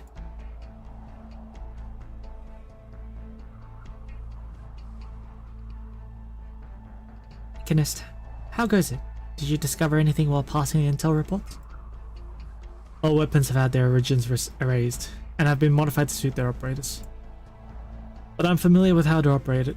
Doctor discussed its rather rare design with me just recently.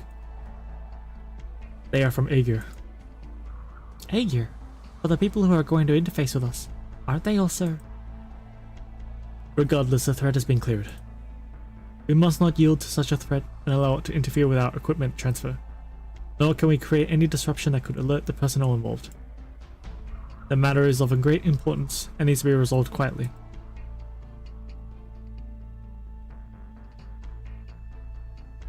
I've played and spent at least 1k hours on the Kiseki series, so this is easy. You know what? Fair point. And I just completely missed that too. There is no way. They're wearing special protective equipment to ward off our physical attacks. This was arranged in advance. They even knew our personal layout. Orchid, stay back. They're clearly after our mining module. Big is. I knew I'd end up working overtime again. Spot, support Midnight and Catapult. Popka, have you called for reinforcements? Yeah, I caught them already. Orchid, be careful. Futile. As for the others, there is no one else. Where's that sound coming from?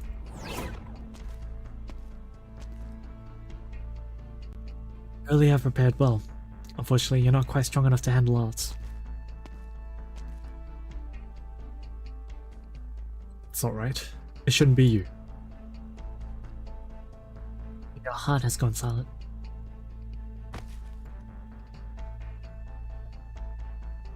Deal with the injured. That said, Midnight is getting too worked up again. Orchid, I'll have to trouble you to deal with him. Leave him to me. The doctor guessed correctly. Someone leaked out details of our operations. Wrap this up quickly. Tow the backup mining ship to the nearest nomadic city and get the energy bay patched up. Then return to the ship at once to avoid any mishaps. Pith, why are you our backup? Priestess told me you'll be in misery. Should play Trails in the Sky remake. Trails series is long as hell, but amazing games. That's the thing, right? Those games are really long. I enjoyed the Cold Steel series when I played it. It's just really, really long, so I don't know. If I start one, I'm committing to completing the rest of the series, which will take at least a couple of years.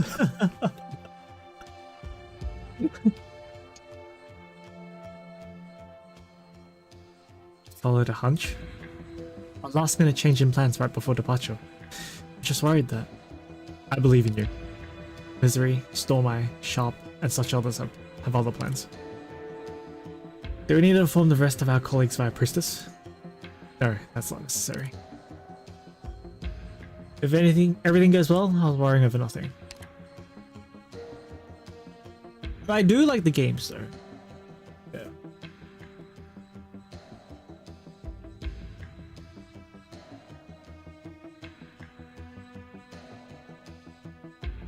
How many waves of mercenaries have attacked us already today? This is the 7th wave now. It may not be too threatening, but it's really strange how many of them have been attacking us every day this past week. But they just crossed Kazdal's border. These guys do not fear death. They remind me of the mercenaries we met in Sargon. Faithless. Misery. It's taking you so long. We planned for you to be back by now. You'll know that this place is still quite some distance from Scar Market. Even if I knew every shortcut around here, it would still take me some time.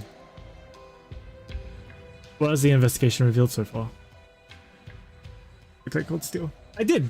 I played the Cold Steel series, yeah. I didn't play 1 on stream, but 2, 3, and 4 I played on stream. Because I played 1 ages ago offline, yeah. For the past 2 weeks, someone's been routing the majority of Scar Market's orders here through a network of outsourcers. There's no way to trace the client. They covered their tracks well.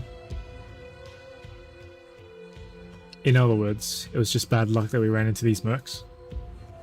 They're not actively coming to attack us. I'm afraid so.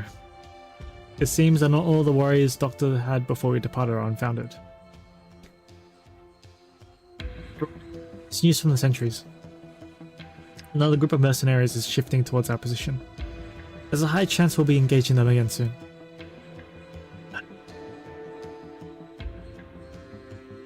Sorry, something's not right here.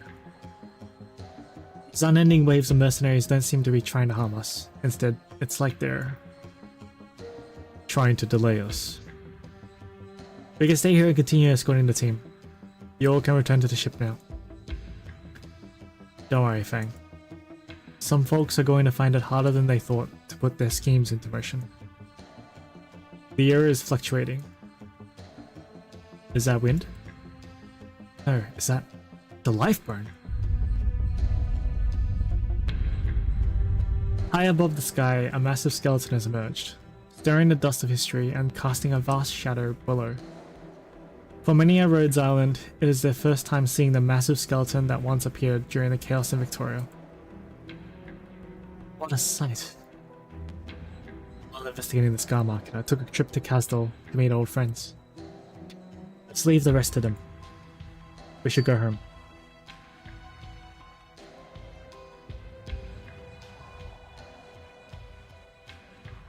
I've already silenced all communications invisible range.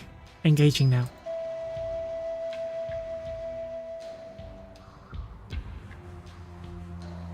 Their weapons counter my gear, but they offer little resistance against your bone whistle and incantations. Far from it. They just don't quite understand the rules of my speech yet. Curious about the thought process the Aegir's followed in developing such precise weaponry. Then I'll grab a few pieces to take back and dismantle. I'll help you study them. Come on, you two. We are carrying out a mission here. There are at least 3 squads waiting in ambush up ahead. We can't take them all on. I'm afraid we can't handle this cleanly and quietly anymore. We need to tell our people to brace for the assault. Hey! There are reinforcements for the Doctor Quarter here.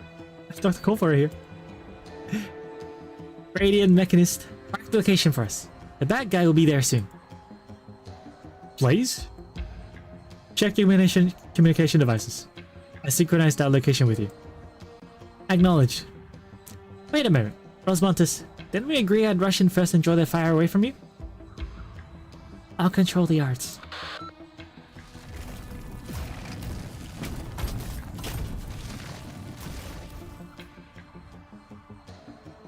Finished?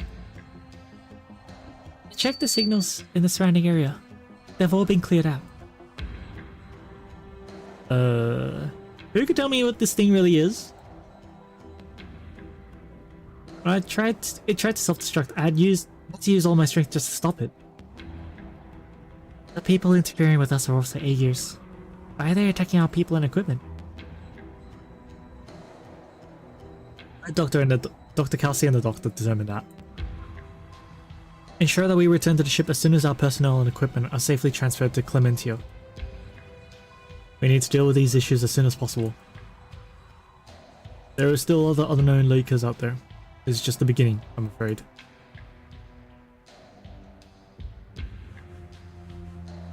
I see. If I start a game, I must commit and finish the game. It took me almost 2 years to catch up to the series. Yeah. I think my mic is emitting a little bit of feedback, so that's why I moved it a bit. Yeah, sorry if that hit your ear just now.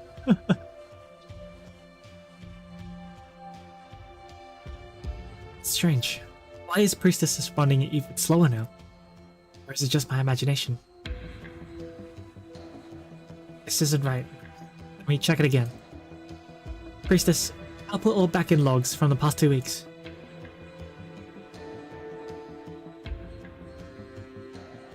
Huh. No problems here. And no problems here either. No problems anywhere?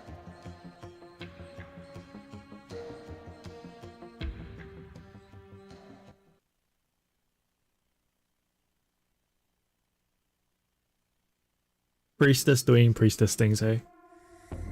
命令に従い出撃。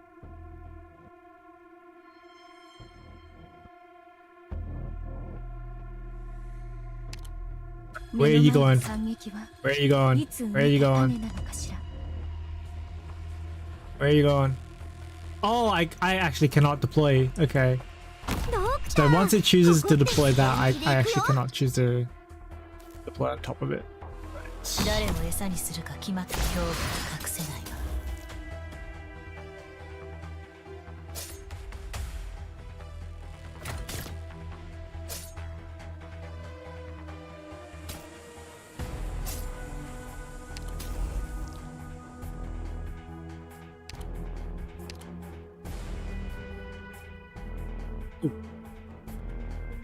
モンスター座標についた。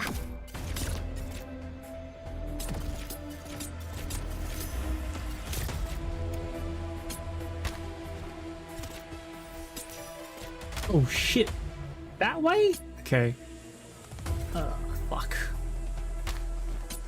ビクトリアのバグパイプ。はみんなこっち来て。Yeah, bit.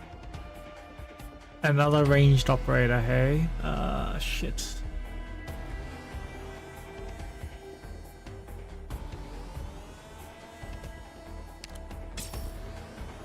無数の心が交わるハーモニー。あまり待たせない足元を見てみなさ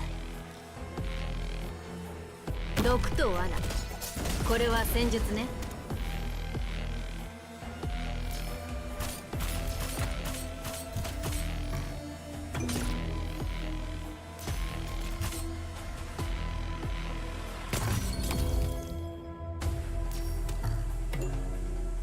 Oh, fuck, it landed one. Ah, shit. 視界力この矢は外れない気がする。ターゲットは誰？すぐに解決いたしますわ。本気で行くよ。寝言は夢でどうぞ。私がいる限り悪夢だけどね。 You know they delayed Monochrome Mobius 2 to next year. Oh, okay.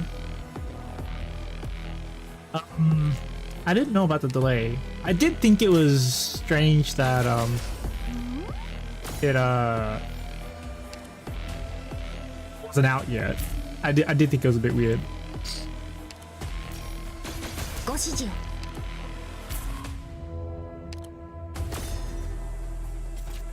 他は私が見る。よそに目を光らせる。戦場って本当にご無沙汰な言葉よ。どうすればいいか足元を見てみなさい。安心して。私なら何とかできるから。 Where are you going now? 視界力この矢は外れない気がする。弓の準備はできてるよ。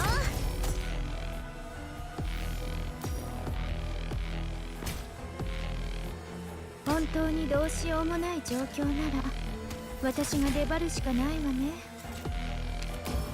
Ah, shit. Ah, I forgot about that. あまり待たせない恐怖は隠せないわ。安心して。寝言は夢でどうぞ。私がいる限り悪夢だけどね。 Oh! カップないわね。これ式のことにも私が出張らないといけないの。配慮、狙いはバッチリ。弓の準備はできてるよ。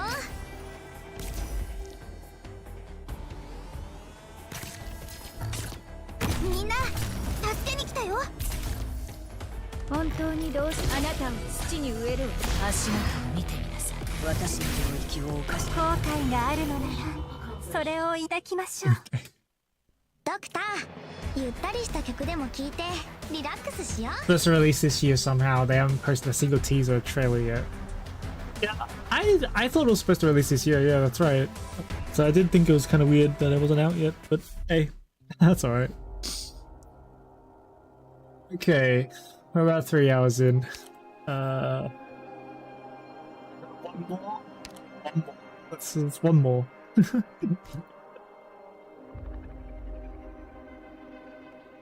Oh yes, simulation score. Right. Earn simulation points from strategic simulation to earn extra rewards on Orlock stream mode. How do I earn these simulation score?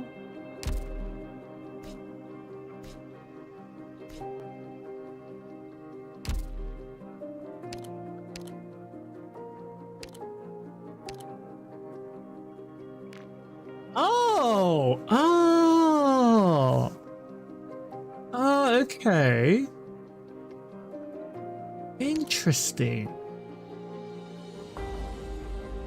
Oh, that's fucking sick.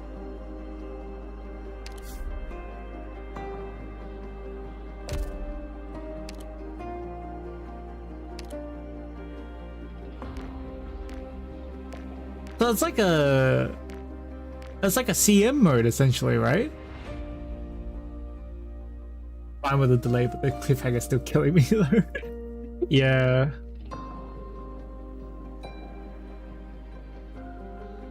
So it's basically CM mode, and we have to clear all of them to unlock the H maps, right? That's basically what it is. Interesting. Okay.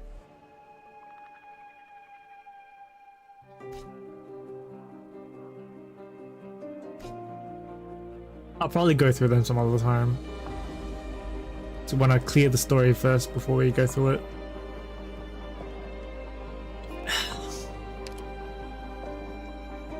Let's jump in with this one. I'll probably call it a day after this one though. I just realized that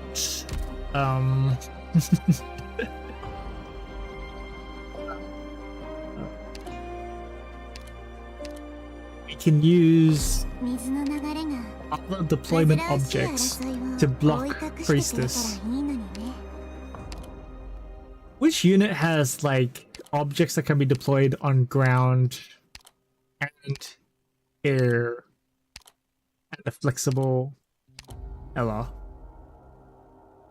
She doesn't have that many bombs, but it's Ella, right? At least make it challenging.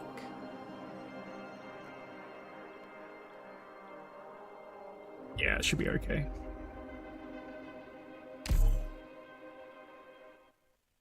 It's almost the same as Adverse, so yeah.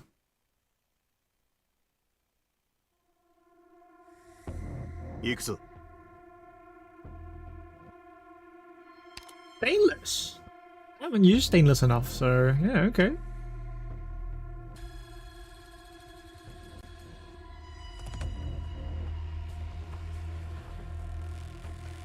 The front side and back side we need to defend.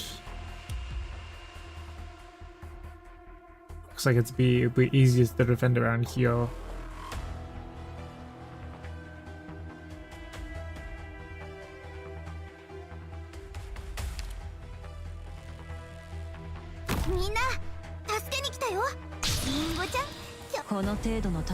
That's really, we didn't have any story. Went straight into.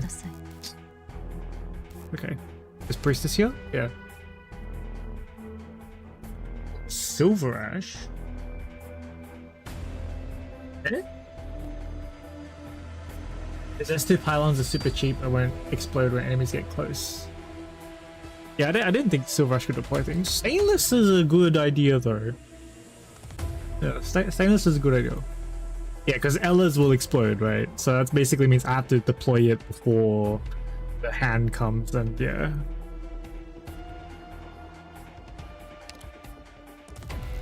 どうすればいいか。絶望の匂いまではカムフラージュできないわ。 Priestess, are you not gonna do anything? No? Maybe Priestess isn't in this stage.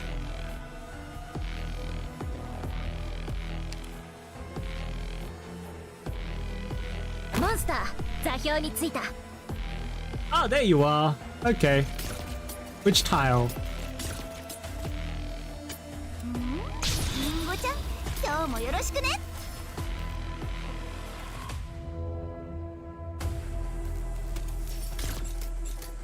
どうすればいい恐怖が隠せない。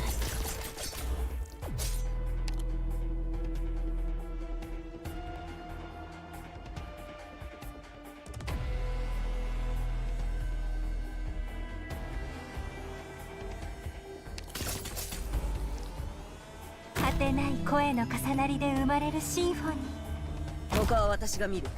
よそに目を光らせろ。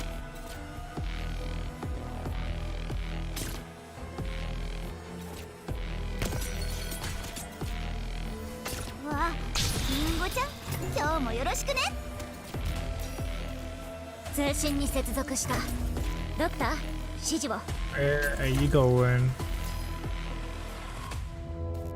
What's that? What is that supposed to be? I don't know what that's supposed to be.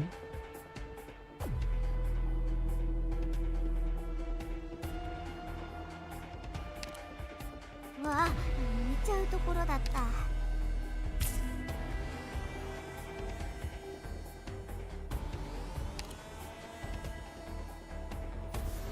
戦場って本当にご無沙汰な言葉よ。進め。待機中、思考を明晰にするは戦術。ご指示を。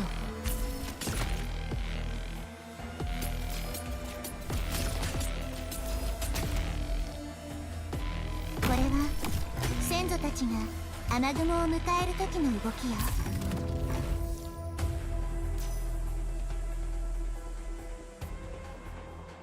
I got this.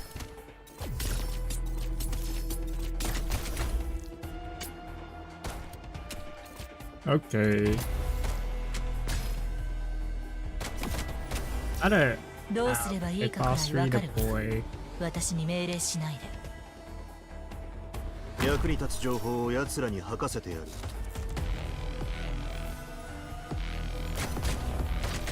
Oh, it comes through. It comes to us. Okay, that's 私 fine の名は too. 私の領域を犯し後悔があるのならそれを抱きましょう。 Yeah, I forgot about this.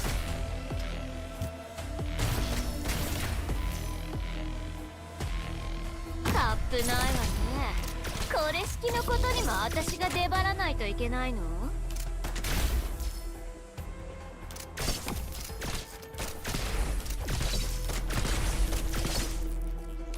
Where?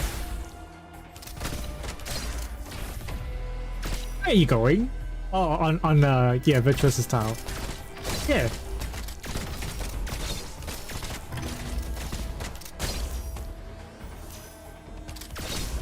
It's weird that like she still goes for tiles that are already occupied. Yeah, she's either going for monster tile now. すまない。力を入れすぎた。私よここに。 Mission accomplished. 毎回カウントするなんて。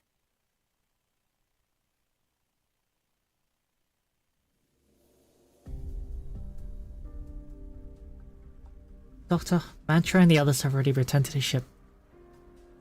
Your guess was correct. Someone is targeting our mission. This instrument is from Aegir?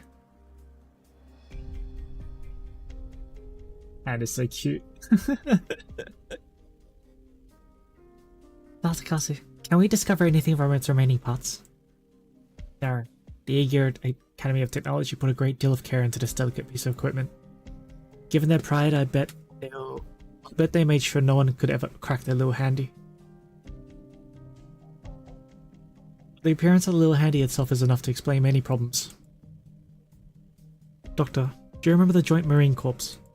Cool. The reason you met with the Aegir consul was to facilitate cooperation.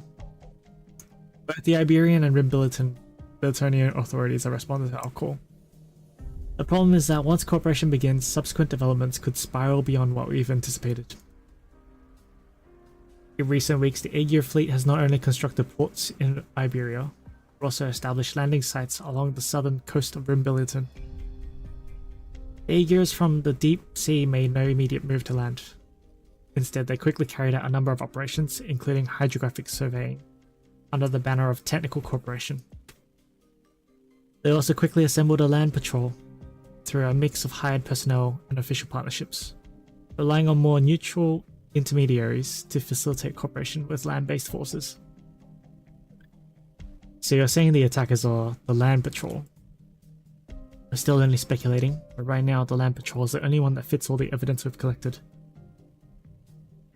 Dr. Kelsey, some consuls don't back Clementia, yes? That doesn't prove that Aegir is behind all this. No, I'm more inclined to believe that someone took advantage of the internal conflicts within Aegir. The land patrol near the Iberian border, the mining ship being handed off in the Rimbiliton, the mercenaries on the Khazadilian frontier. The breadth of their deployments and the depth of their knowledge about Rhodes Island's classified missions. That's more than enough to prove that Aegir isn't behind this. However, there's no possibility of a rebellion within Rhodes Island. I don't believe that will happen either. Doctor, do you think there's anyone else in Rhodes Island who could do that besides us? No. That's right. No one else could do that. Dr. Kelsey, the threats that Rhodes Island faces now are unpredictable. Dr. Warfarin also warned us several times. The several patients she is caring for, their conditions are deteriorating faster than she can control. Whether to save our patients, or to respond to potential crises, we need more aggressive responses. I reviewed the records Teresa left back in the Black Crown. She also made major breakthroughs through her work on Civilite Eterna. I can visit Civilite Eterna to look for potential help, just like Teresa did. We must carefully assess the risks involved, Amia. Amia, are you sure you're ready? I cannot give you a definitive answer, Doctor. But I will never stop trying. Any advantage I gain may help Rhodes Island's progress further. I want to try. I'll go with Amia. Doctor, I cannot agree to such a risky plan. Can Civilite Eterna link to my thoughts? Doctor, that's too dangerous. No one else has ever done something like this before. I agree with Dr. Garcia that you shouldn't take the risk. Garcia recalls the experience of her dear friend, which is not something she is happy to recall. Yes, Civilite Eterna can do that. She did it before. Teresa. Doctor, your mind is incredibly complex. But you're not the only one at risk here. Amia could be exposed to completely unforeseen shocks as well. I will not agree to this preposterous proposal.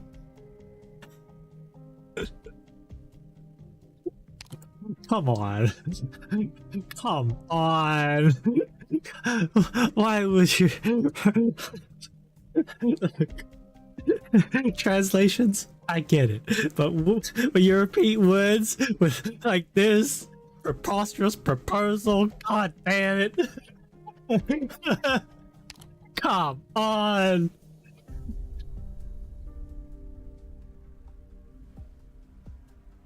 Yeah, this is my opinion. I cannot interfere with yours and the doctor's final decision on this matter, but I hope you understand my stance.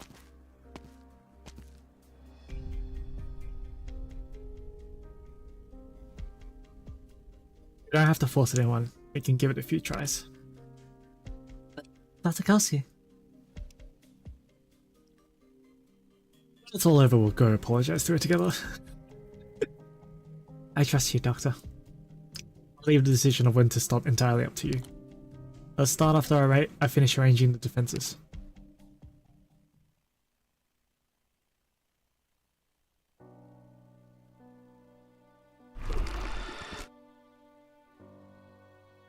about me. I'm not mad at all. Once again, we've arrived at a critical turning point, and last time, Babel met the fate I dreaded most. Turns out that I can't make sure everything is running on its ideal track, monster. Limitations have begun to affect our usefulness in more important endeavors. We may be able to witness the changes of stars and the untamed cosmos. When faced with a real crisis, we are no different from any other creatures on this great land. Thank you for comforting me. I can sense your good intentions. Yes, I suppose Army and the Doctor have already begun preparing to delve deeper into a Civilite Eterna. I will not interfere with Amia's decision. She is mature enough to make the most correct judgment. And the Doctor. The Doctor isn't quite the same anymore either. Maybe I still have a glimmer of hope in my heart. Maybe this time the outcome will be different. It is true that my own sanity is constantly warning me. Touching the Doctor's mind again with the help of Civilite Eterna is not a sound decision. But Amia is right. We don't have much choice. Still, I will protect the Doctor and Amia.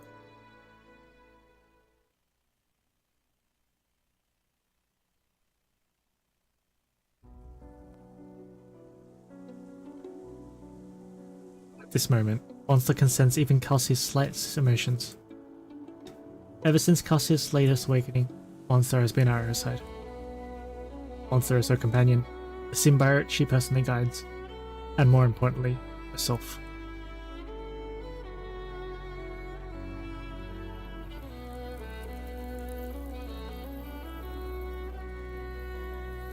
You're wrong. I do not feel hopeless, Monster. I'm delighted that the ancients overthrew the rule of the elders, and I'm also pleased that Lugal Zargus set the starting point for a new civilization. I've made mistakes out of arrogance, but I've also regained my confidence by making dear friends.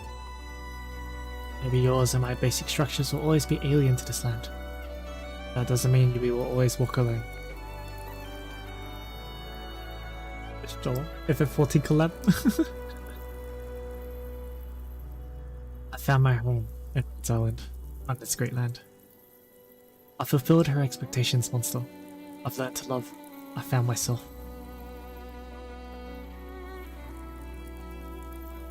I must protect Amia and the Doctor. I must protect the true variable here. The future I cannot even glimpse. I've communicated with Civilite Eterna before, yet I haven't been able to break through my own limitations. But Amia can. Of that, Teresa and I are certain. Sure, she can pluck significance from the massive trove of data. With Teresa's blessing, she can do it. She is still Amia, after all. I've seen her grow into a leader with my own eyes. Following in footsteps, she might find some words that one left behind. It's not off the table, though Light's Google searches have had FF14 next to Rainbow Six. Ooh, that would be good. That would be good. In the past, when Originium had not yet taken shape, there was an era when luminaries competed to argue with the epoch itself. Their wonderful ideas, born of a desire to celebrate and save lives, still persist. All is not yet lost, Monster. Terra has a chance, no matter how faint, to keep that hope alive. Me? A monster. I'm better at memories, remembering the history I witnessed, and have seen erased by time. I'm not special at all. Kelsey calmly inscribes the important info into Monster's spine. You watched a lot of Savage Clears. If the outcome I fear most does come to pass, if the one I least want to see stands in front of us once more, protect the Doctor, protect Amia. I'll engrave this directive into your basic behavioral strategy matrix. Come, Monster. We still have work to do. If the threat does come, I must ensure that Rhodes Island is Terra's first outpost against crisis. I will be your final safeguard.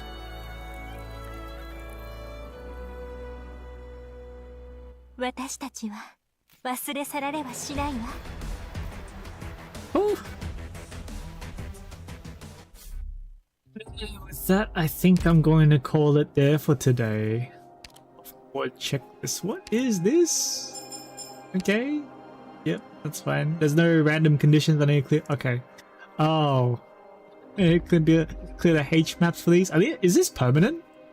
I heard this is permanent.